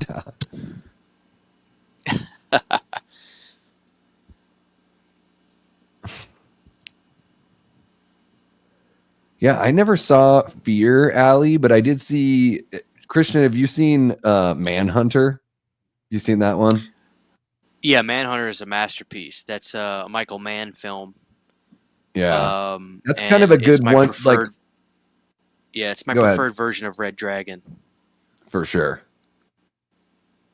And it feels like it's such a great companion piece to Live and Die in LA with them, William Peterson plays such, that gritty kind of 80s You know, I know he's a cop in To Live and Die, and then he's a FBI in Manhunter, but very similar.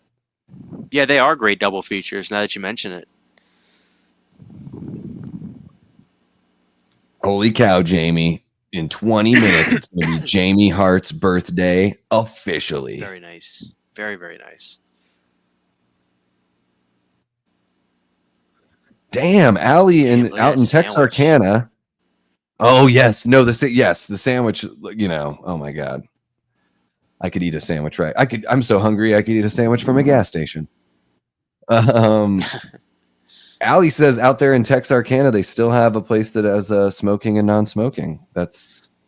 Didn't even know that was legal anymore in the United States of America. I would go there all the time.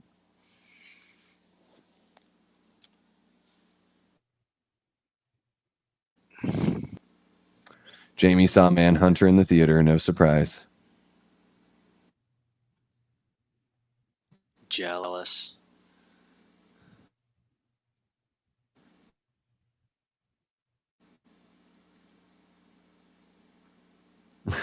Ed McMahon getting a couple appearances here.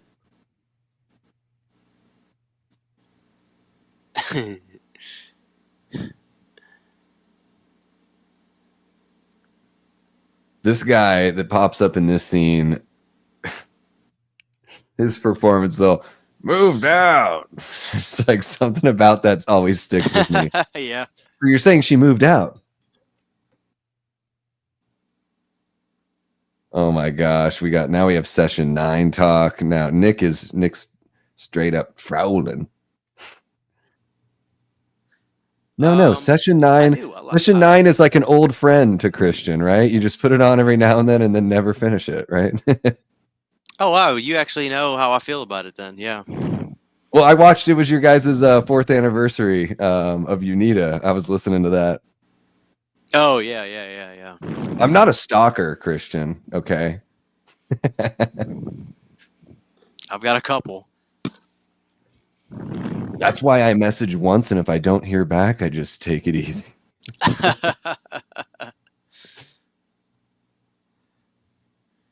I figured I was like, people. They're pretty well, relentless. You know, it'll happen, man. Yeah. You're successful at what you do, and people want to feel like they've got, you know, a connection. So I tell you, Fauci will, man, that's some bitch. Fauci will check in on you. Every time he checks on me, it's very sweet. It really is. Hey, how are you doing? It's been a while. Hope everything's okay. Yeah. That's what I love about him. He's such a good sport. If I can't do it, he'll circle back, you know, but yeah. he can take no for an answer. If I can't do it, I'll be like, no, I can't do it. He'll be like, all right, I'll circle back. Yeah, he's good people. This guy.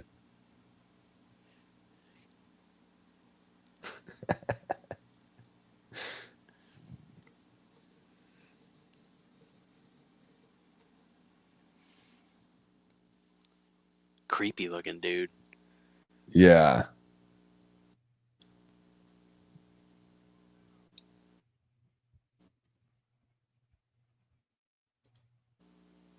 So you're saying she moved out?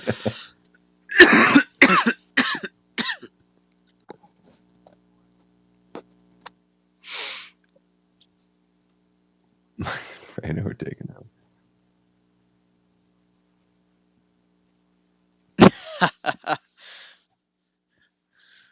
Matthew Fauci is a legend. He is. He really, like, honestly, Matt is one of the best friends I've made through YouTube. He's been there for me when I was going through the toughest of the last 10 months of toughness that I've been going through. So, all joking aside, although I will joke about him. I'm sorry to hear that, dude. It's all good, man. It's yeah, I mean, it really is for the better. I mean, if you're not, I mean, what if it's not meant to be, then it's just worse to prolong it. You know what I mean? So I agree. That is true. the shock has worn off, I guess is what I'm saying at this point. Like, you know, and everyone has been so like, I talk about it I'm pretty open, like on my streams and everything. Like I don't divulge every little detail. But I'm pretty open letting everyone know how important the, you know, community has been through everything. I love your body, Larry. Dude, yeah. That line, I love your body, Larry. It's one of my favorites. Oh man. No, dude,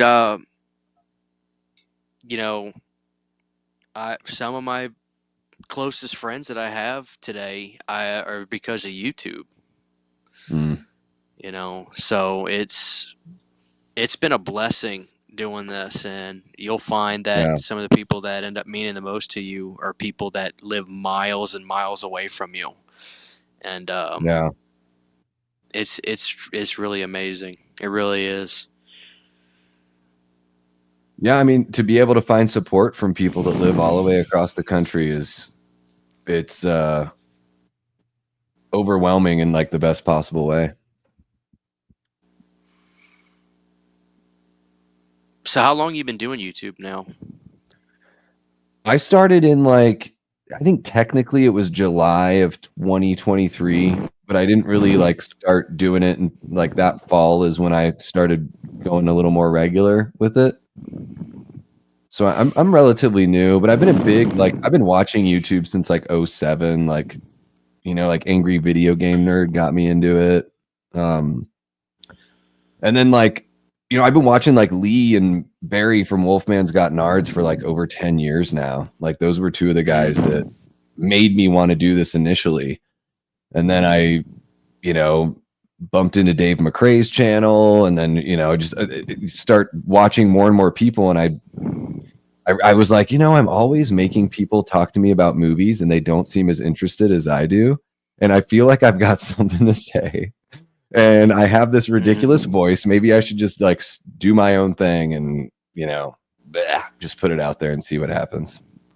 And I played music for years before doing this, and that kind of dried up. It was tougher to keep the music thing going as everyone's lives got more full. So I was like, well, this is just another avenue to be creative, you know? So was that the first time you actually wanted to start doing YouTube at that point, or had you had times before where you were like, I want to do YouTube, and then you didn't do it? Dude, I should have done it in like 2012, 2013. I wanted to start. I didn't. And maybe I could have been doing it for a living at this point if I had started then. Maybe. I would have been a hell of a lot better than less than 1,500 subs. I'll tell you that. Well, dude, let me tell you, you know, starting a lot of pandemic channels, as I call them, or channels that started around that time or right after that time. I would never take away anything from anybody, but it really was a great time because there's so much of an audience out there now. Back then, dude, Yeah. getting anybody to watch your shit was like, dude, it was like damn near impossible to get anybody to watch YouTube videos you made. It was just like, and YouTube was weird. They didn't really promote stuff. Like if you get a video that does good, you know, it's supposed to bump up some other. It was weird the way the algorithm worked. It took me years to start getting any sort of subscribers back then. But starting when you did was good because, you know, dude, I think it took me like 5 years to get 1,000 subs. And channels now, I'm not saying it's easy in the sense that I'm not saying it's easy in the sense at all that we're like, oh, you could just get no, you have to work hard, and you have to put in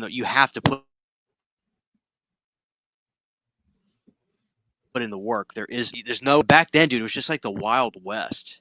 It was like I don't miss old YouTube. I don't. It was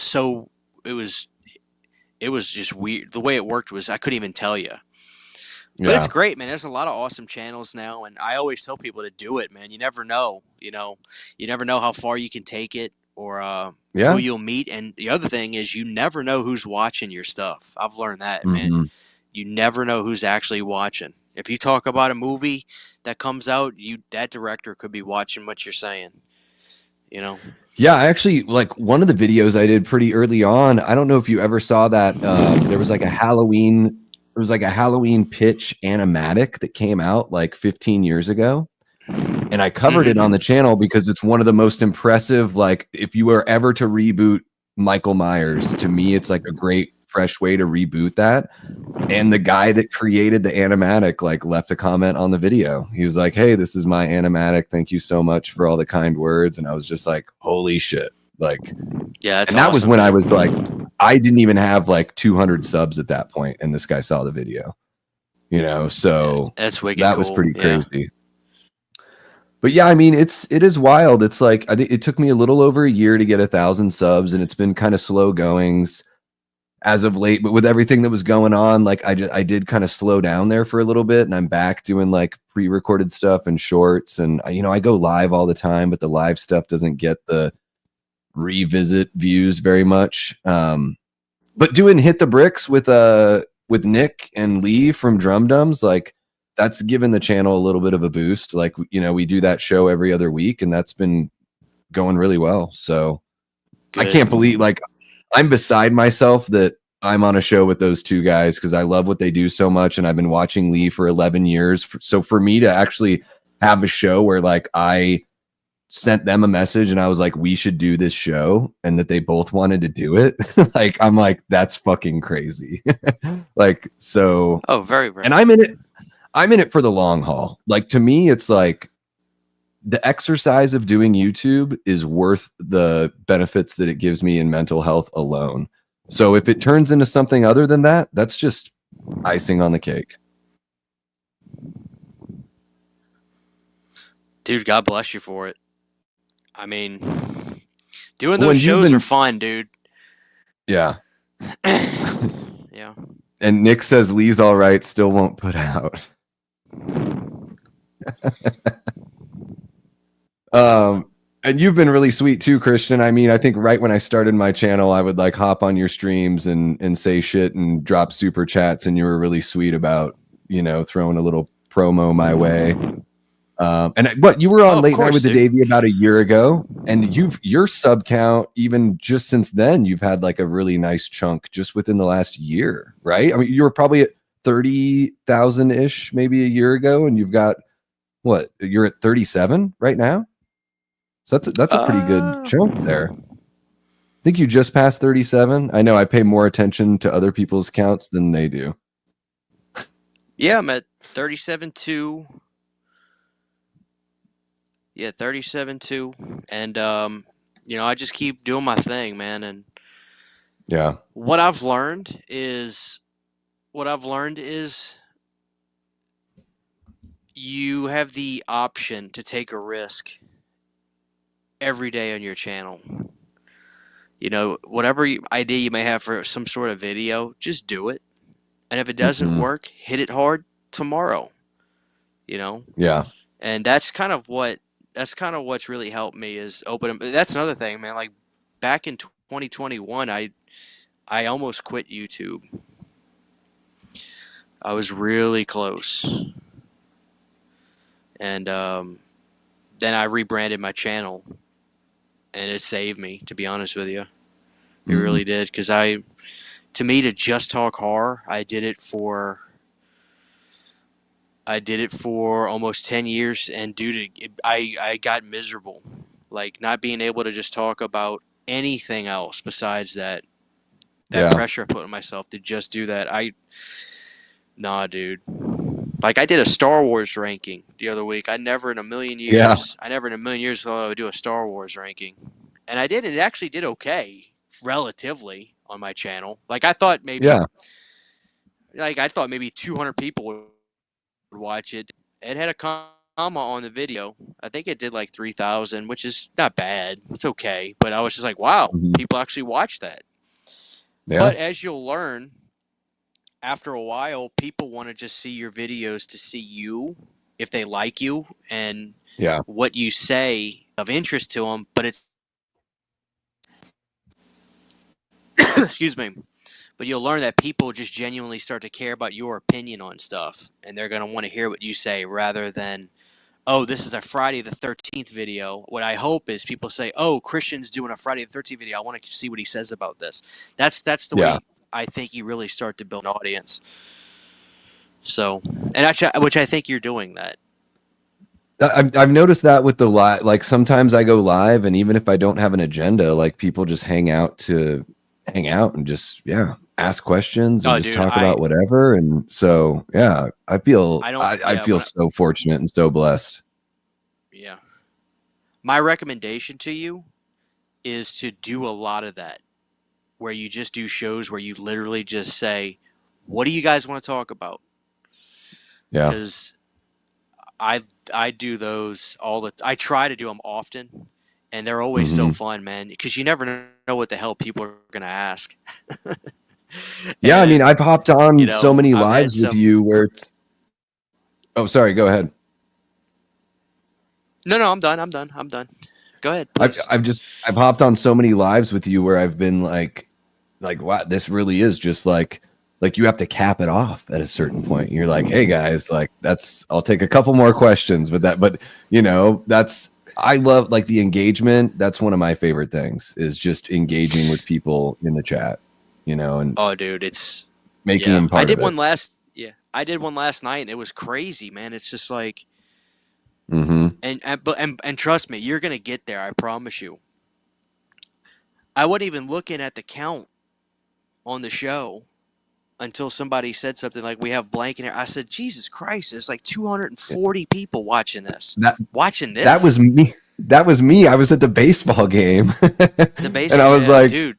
yeah, I said something about like, hey, excited for the Fletch watch party. And then I looked at the like count versus the people in the chat. And I always like to be that person in the chat that can be like, hey guys, there's like Hit the like 250 button, people and not dude. even That's 150 likes. What are we doing? Like, help our guy out. Show him some it's love. yeah, dude. It's crazy, and you know, but I'm saying it's just like, dude, if you bare yourself to your people and Hmm. just be real with them, man, Yeah. you're it's gonna work out good, dude. And I think you're doing that. So, you know, it's nuts, man. But hopefully, in 5 years, I can do this full time. You know. Yeah. That would be amazing. And we lost, it looks like we lost your picture, Christian. I don't know if the phone fell or are you on your phone? I'm on my iPad. Am I back? Oh, okay. I mean, we can still hear you just fine. Okay. It's Hopefully, it black comes for back. whatever reason. Okay. I love Tim Matheson here in the Chevy outfit, trying to look all Chevied out with his Lakers jersey and the suit jacket. He still is calling him Mr. Nugent. Let me hop on my phone real quick. That way you can at least see me. Cool.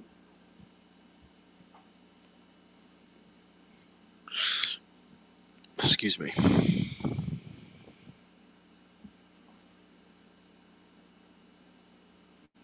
The convergence of the stories here. I love it. It's just such a brilliant part. Another layer of Fletch. It seems like we don't get that as much nowadays with a lot of comedies. Like they don't really have many. It's just sort of what you see is what you get. Nothing really, nothing else going on.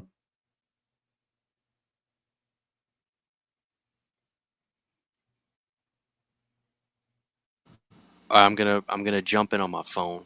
I don't know why All my right. iPad's acting bad. All right, I'm gonna leave this No real worries, quick. man. Okay.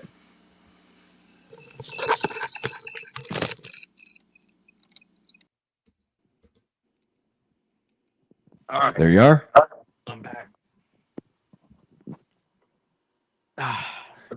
Chilling with Christian Hannah Harrer. That's me, dude. Yeah.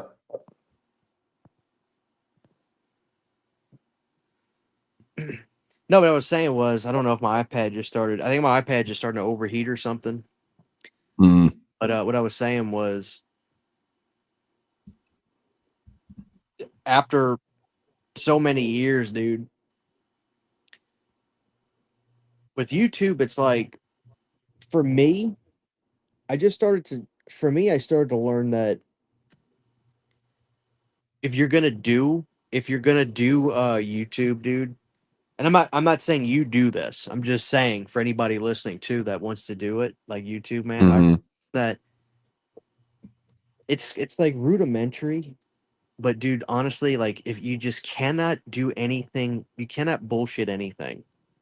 And what I mean by that is, don't be a character. hmm Don't, like, and like, let me tell you one of the worst feelings of all time. If you watch a movie that you really don't like it, and then but you kind of like lie in your review to like curtail it, and you still get shit in the comments for it. There's no worse feeling than not being honest and being criticized for your opinion. It's Yeah. one of the worst feelings on planet Earth. So just fucking say what you want to say. Like, Yeah. I went through it. I went through it for a while, dude. Yeah.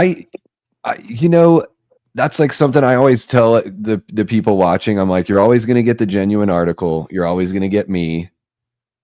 Even if I don't like something, I'll be able to tell you why I don't like it. And I won't always be like, like even if I don't like a movie like the new Karate Kid movie, I'm like, I didn't really, it wasn't really bad. It just wasn't like, it's like a movie for kids. So Right. I just try to like keep that in mind when I review it, you know? Um, but yeah, it's one of those things where, yeah, I totally agree with you. You have to just be yourself and like lay it all on the line. And, um, I try not to be like I try not to be too negative just for the sake of being negative, but like I've certainly done some streams where when everything weird was going on with the Crystal Lake TV show and they're like firing and hiring people, I went live and was like, what the hell are these people doing? Like, Dude. Yeah, that's a fucking so shit show. yeah. There's part of me that still thinks that you're never gonna see that shit. I don't care if they're actually in pre-production right now. I still think there's a big chance you won't see anything of it. The way that I think about it is like, where's the poster? Where's the logo for the show? Like, just those are things you could have put together before you started filming, Right. Right. Damn.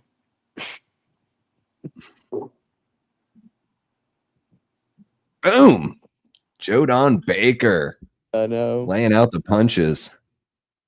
Damn, he's about to blow his brains out. That racket wouldn't have knocked him out like that. Probably not.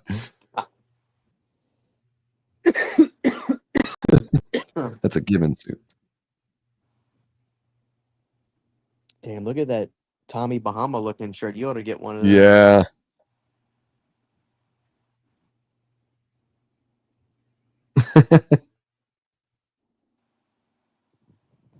Holy cow, guys. It is officially Jamie Hart's birthday if you're living out on the East Coast. Happy birthday, Jamie.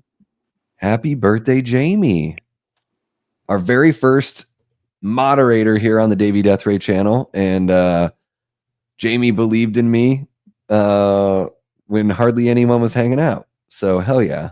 Happy birthday, Jamie. Yeah, Jamie's good people. I met her. Oh yeah. I met her through like the region free like Pizzao group. Yeah. Yeah, that's where I watched that Sucker Punch review. We talked about it a little bit. Like we did a couple Evil Dead streams where we talked about like the entire franchise in 2 parts. I mean, we're both like, I mean, that's my favorite horror franchise, and it was a blast chatting with her about that. She's super sweet.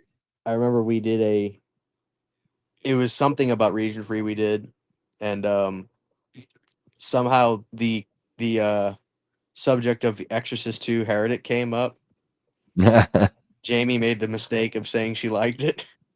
And just got every pile dog pile.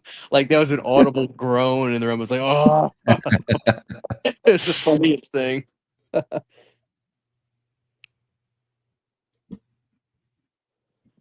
The heretic. It's a classic. It's a cinematic masterpiece. Everyone knows Well, that.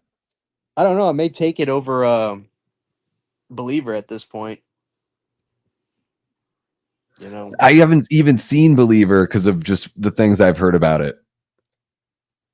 so the problem with Believer, when you first watch it, you'll be like, okay, this isn't that bad, but then you just start thinking about what you just saw, and it really gets dumber after you think about it. Like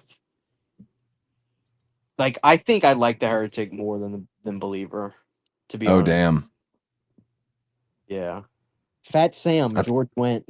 Let's look at the credits. Yeah. Fat Sam. Fat Sam. All right, guys, that is holy cow. We made it through the 40th anniversary of Fletch, starring Chevy Chase and so many others. Look at that. All these great shots popping up here. Straw going up the nose. Yeah, thank you so much again, Christian, for jumping on here with me. You know, like you're saying, like I talk a lot of horror here, even though I haven't really officially branded the channel as that. It's just like I don't know. That's just kind of where I found myself, is talking about that. So it's refreshing to be able to watch something like Fletch, which is you know, near and dear, and to especially be able to watch it with somebody like yourself that's a massive fan of Chevy Chase.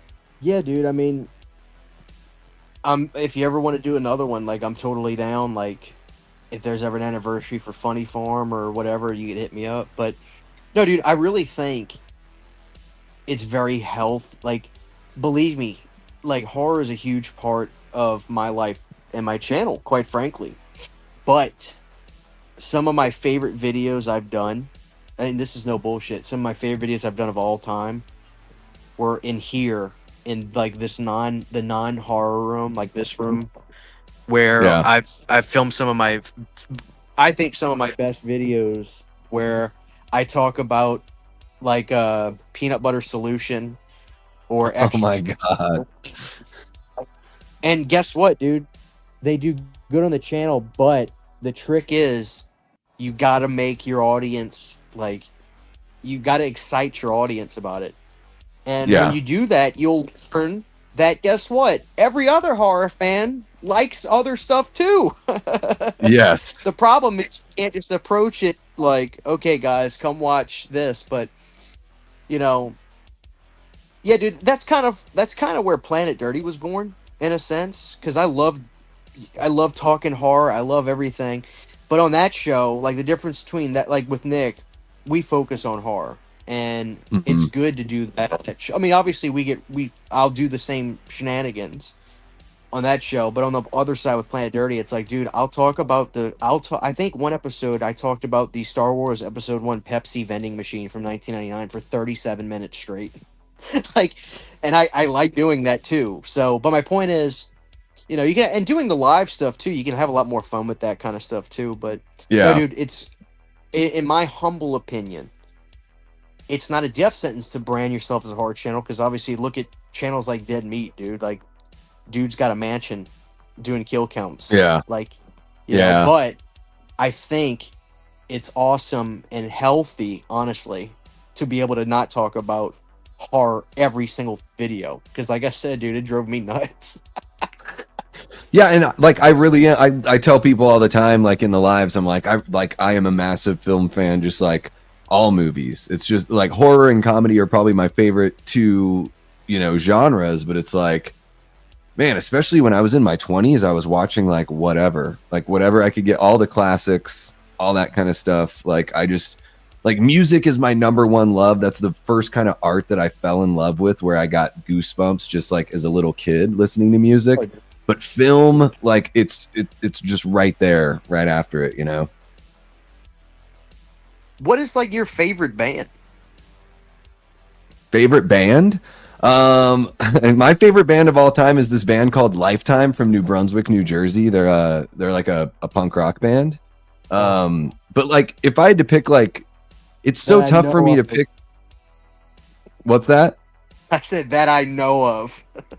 Give me a favorite band that you will know of. I don't know. Like when it comes to more like, you know, mainstream kind of stuff. I mean, like I love Megadeth. I love Thin Lizzy.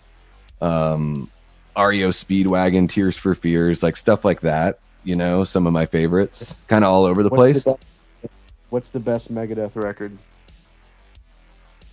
The best Megadeth record? Yes. I'd probably Rust in Peace. I'd say is like the greatest thrash record of all time. I agree.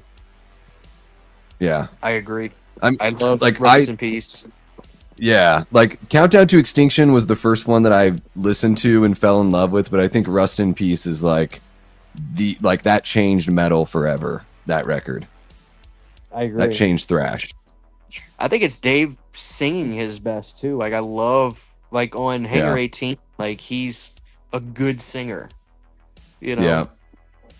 He's got, what I like about Dave is that so one of my favorite thing about like singers, you know, like Freddie Mercury doesn't just have one voice. He has like these 3 different like modes that he can go into. Axl Rose does the same thing. And then I think Dave Mustaine does that as well, where he's got his more like operatic thing, but then he's got his growl, like, hello, me, meet the real me. You know, like he's just got something, like he really is like, he can play multiple characters like in his music. And I love that. And I mean, I know you're a huge Alice Cooper fan, and I think that's something that like Alice certainly does as well, where it's not just the one mode all the time. Yeah, hell yeah. He's the greatest of all time.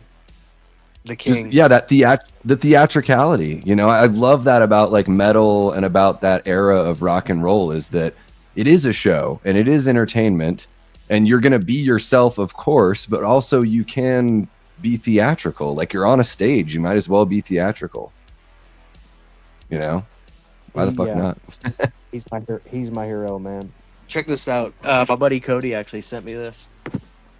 Because Alice is in from yours neck of the woods. He sent me a TV week that had Alice on the Nice. Yeah, I think he lives right out here. Yeah.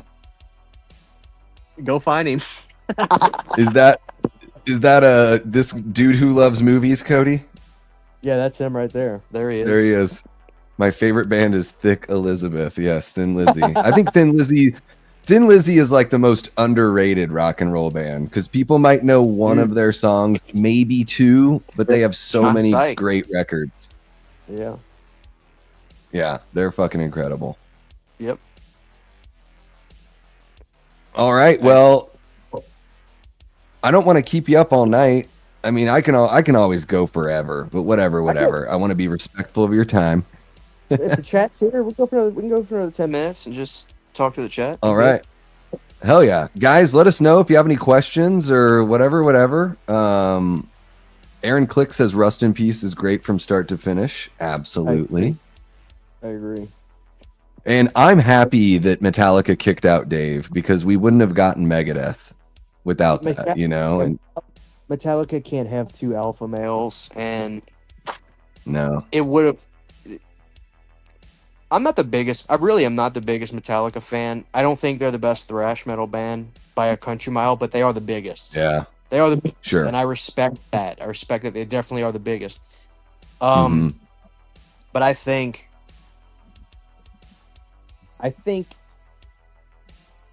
it's like, I'm an Anthrax guy. Like I love Anthrax, Mm-hmm. but I think the best of the big 4 is Megadeth. Yeah. You know, I kind of like Slayer, but if you want to have a good laugh, listen to an isolated bass track from Tom Araya from any of the first 4 records. It's so bad. That's why none of them are in the mix. Like, he's a terrible bassist. He just is. He's terrible, dude. he can't play. Listen to And I think isolated bass track on Rain and Blood. All when right. it gets to the part where Carrie's going that like, just list all the bass does is 5th and 6th fret. He goes boom, boom, boom, boom, boom, boom, boom, boom. It's so bad.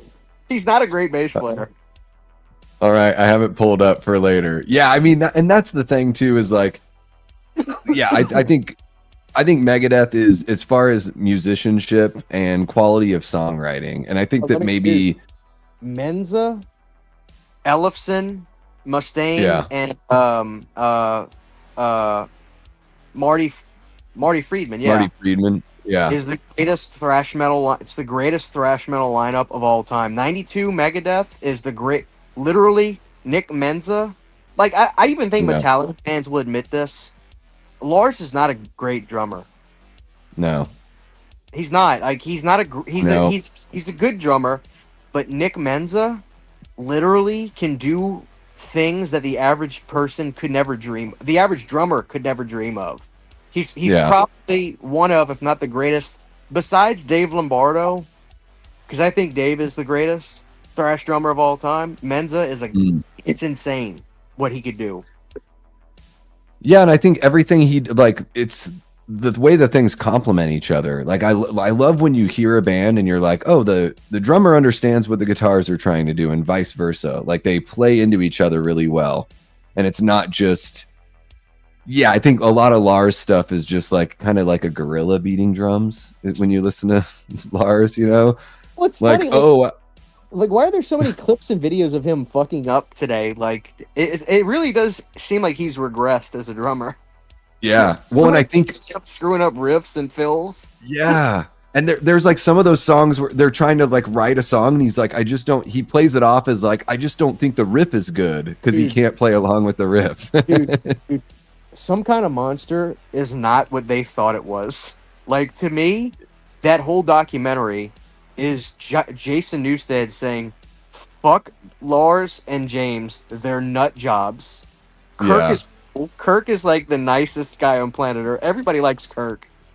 But Lars is he's like an annoying little gnat. And James seriously had some issues. I think he's probably okay now, but during that time, he was like unbearable to listen to. Yeah. Yeah, I mean, you can certainly tell why it didn't work to keep Dave in the band, because Lars and James are like it's like an old couple just bitching at each other, you know? Yeah, that famous clip of like them playing this like da, da, da, da, da, da, and he's going bouquet. And he kept saying something like, I'm trying to It's make basic. it sound, dude, no, you sound like shit, dude. Yeah. You sound like absolute. Lars is such a bad drummer. He's not a good drummer. It's like he didn't even understand what the riff was doing. It's like he's just trying to he's like, I can't hear where the upbeat and the downbeat is, so let me just make it up. It's just embarrassing. Yeah. Have you ever listened to Propagandhi? Steve Mayers brings this up. Have you ever listened to that band Propagandhi from Winnipeg? No, I have not. What are they? Dude, they are fucking awesome. So they started out as like kind of like a. You ever heard of NoFX, that skate punk band? Oh yeah. You ever listen to? So they started out as sounding kind of like NoFX, and then the more they progressed, they just got like more and more metal. And now I would say they sound like, like a punk band mixed with some Megadeth, maybe a little bit of Motorhead thrown in there as well. Oh, shit. They're really, really fun, and not a lot of people know who they are, unfortunately, because they're punk rock. I mean, it's just like one of those weird things about being a punk rock band. No one knows who you are.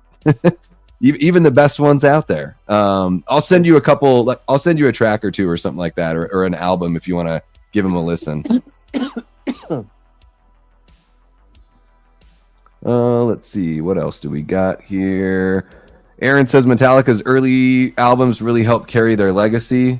Yeah, I mean, it's Cliff and Dave, I feel like, for the most part. So, yeah, I mean, you can't deny. You'd be a fool to deny anything they did up until 91. I like some stuff on Load and Reload. I kind of would take Garage Inc. over both of them, to be honest with you. Yeah. Saint Anger is the biggest pile of shit. Yeah, I'm not a fan. It's the worst record of all time. Yeah. It's the only hearing Metallica trying to be trendy is just pathetic. It Yes. sounds like shit. It's the worst sounding drums of all time. And the lyrics, like, it got to the point with Metallica, even I listened to a couple singles off their newer album, and I was like, who's writing your lyrics? It's like advertising. It's like marketing people are writing your lyrics. Like, they don't even sound like, it just sounds like catchphrases. Was that the 72 Seasons record? Yeah, I'm like, what is this? Compared to even newer Megadeth stuff, where I'm like, Dave is still writing lyrics that are about something. And Metallica's just writing about nothing. Like, I didn't like 72 Seasons, But I gotta be honest, I really did love Hardwired. I thought Moth in a Flame is about as good as a Metallica song as any other song I'd ever heard from them. I really love that song. I don't even know if I've heard anything from that one. Moth in a Flame. Moth into a Flame. Yeah, it was a single off the record. To me, it's as good as any Metallica song ever written. It's a great song. I'll have to give it a listen because holy shit, Saint Anger made me think like, what the hell is this? Like coffee can, snare drum. Dude, it's Bob Rock too. Yeah. What is he doing? I mean, it's like, dude, Bob Rock made the greatest sounding records of all time. I think one of the best mixed records of all time is Dr. Feelgood. Like it's like sounds amazing, that record. Mm-hmm. And to think that he did the worst sounding record of all time too is just insane. You know? Yeah. It's the absurdity of like, you get to that point as an artist where maybe sometimes you're like, let me just try something crazy. Or maybe even Metallica was like, we want something that sounds raw, you know? Sounds like fucking shit. And then writing lyrics like, my lifestyle determines my death style. Like, what the hell is that? Like, like that's a lyric? Like, shit, dude. Like, dude, Gavin Rosdale from Bush writes better lyrics than that, and he's like the worst. My uncle picked up Saint Anger at Kmart. I'll never forget it because this was before Katrina. This was like 2002 or 3. He picked up Saint Anger at Kmart, brought it to my parents' house because we used to eat dinner weekly out on Thursdays. Tuesdays or Thursdays, I can't remember what it was. But he got the CD that day, came home, he listened to it. I swear to God, he took the CD, he threw it right in the trash. That day, the whole thing, threw it in the trash. That's amazing. Yeah, my brother has a story like that about one of his friends that listened to, or he bought Load. He was listening to it in his car after purchasing it and just took it out of the player and threw it out the window of his car. You know, because if you grew up with like Master of Puppets and Ride the Lightning and, you know, Kill 'Em All, I totally get it. Yeah. Like even the Black Album was pushing it for those fans that grew up with that early stuff, you know?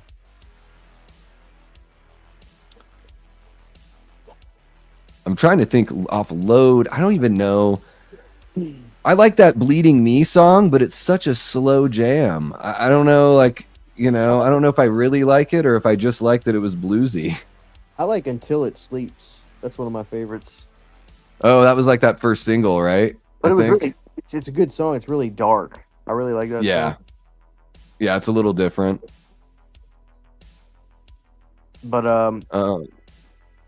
no, I love Megadeth. I didn't like the Sick, the Dead, and the Dying though. I'm really hoping this next record picks it up. Oh, I really liked that one. I dig it.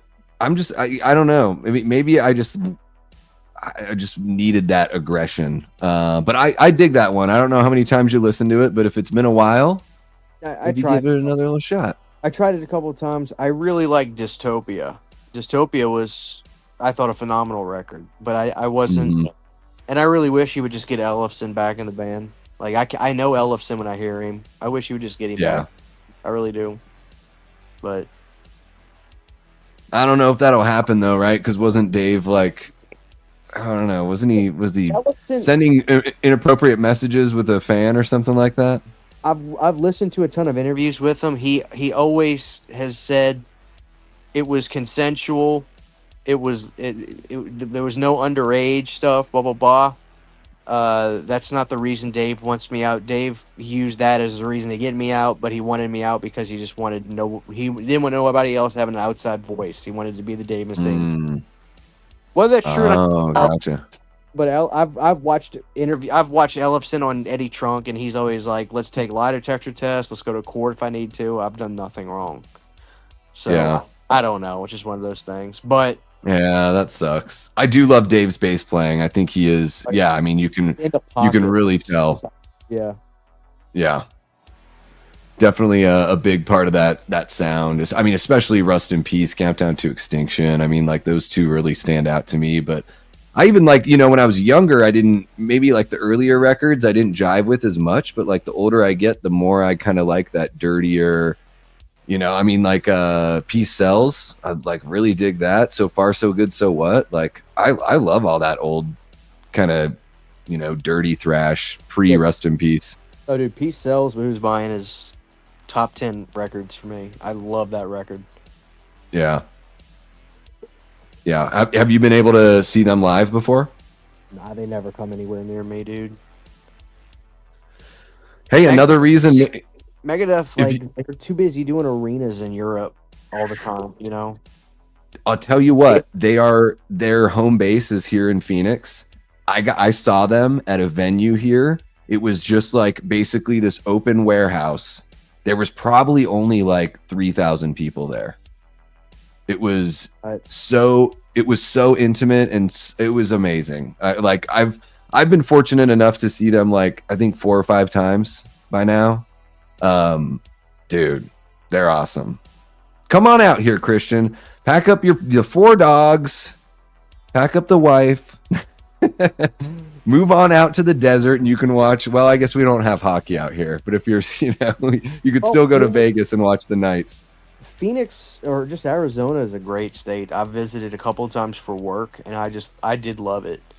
We'll see. I don't plan on living here my whole life. Yeah. Well, if you ever make it out this way, we'll have to go check out a Whataburger. Do they have Whataburgers out there in Louisiana? Yeah, I got a Whataburger right down the road, dude. That's my favorite. Because I'm about an hour from, I'm a little under an hour from the Texas border, and so those are obviously huge in Texas. They're all over Texas, but they're starting. Oh yeah. They're starting to creep right outside of Texas. Yeah, I think that's the original spot. Antonis drops a $4.99 super chat. Thank you so much, Antonis. And he asks, are you excited for 28 years later next month? Yeah. Yeah, I'm looking forward to it too. Aaron Taylor Johnson was my favorite part of Nosferatu. So he's got my attention, even though I wasn't very sold on him before that. And I do like the way I like a zombie movie that takes place in the middle of it all, like the lived-in look. I'm a big Day of the Dead fan, so yeah, I'm curious for that one. Looking forward to it. I think so. Alley Girl says Mastodon is great. They're fucking awesome. I saw them live as well. They're incredible. They played for like 2 hours. Mm. It was exhausting, but they're really good. Well, it's weird, Aaron. I kind of pronounce it like that because that's how people say it. That's how you're supposed to say it. Yeah, you don't Whataburger. People say Whataburger. It's one of those like accent things that's just. Yeah, up here, like All my buddies, they say, you want to go get some Whataburger? Yep. They like water. Yep. That's like I say horror because I like really want to pronounce it. I remember when you were on Late Night with the Davey and I said horror, you're like, what was that? Is that the way you say horror? I'm like, yeah, I say horror. It's just like this very labor intensive. But then Christian says horror, All right. Well, it looks like, can't imagine living where there isn't a Whataburger. There you go, Allie. Neither can I. Double green chili burger with avocado added. Oh, so you've had Whataburger? Yeah, we have them. They're all over out here. Yeah, that's my favorite. I get the triple meat, dude. I always go big. There you go. Triple. Damn. Oh, You I do feel- soda or you do shake? Because I love their little like their shakes are great and they usually have like that specialty flavor you can't get anywhere else. Nah, I don't push. I don't push it. I get the burger. I get the diet Coke. Just If I the had a burger and the Diet Coke. shake, I'd literally have to just change my entire wardrobe the next day. Like I would just Oh, gain weight just from that. yeah, I always feel I let myself have like 1 or 2 shakes a year. I feel guilty every single time. I get that Catholic guilt up in me, you know. All right, guys. I think that's a good place to wrap it up. We've talked about YouTube. We've talked about Whataburger. We've talked about Megadeth and Metallica, and we've talked a little bit about Fletch here as well. So, had a blast hanging out with you guys here tonight on this lovely Saturday. And yeah, Christian, thank you so much again, man, for kicking it with me. And yeah, the next time I'll keep an eye out for another Chevy Chase anniversary and we can put something together like this again. Dude, absolutely. Sounds great. Hell yeah. Guys, if you haven't already, I would imagine you already are subbed over there, but go give Christian some love. If not, the links are in the description below.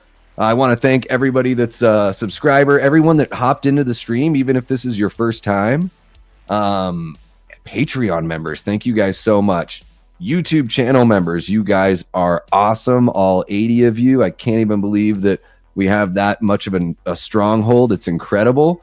And of course, our Death Squad mods for keeping everything clean tonight. Really appreciate you guys so much. Yeah, Christian, what do you have coming up that you want? I mean, I know you have videos dropping every day, but is there anything that you want to let people know about tonight before we hop off? Yeah, I've got some just new reviews for new titles that are coming out from like Via Vision and stuff, and I'm trying to dip my toes into just like some commentary, not like film commentary, but like commentary on stuff going on.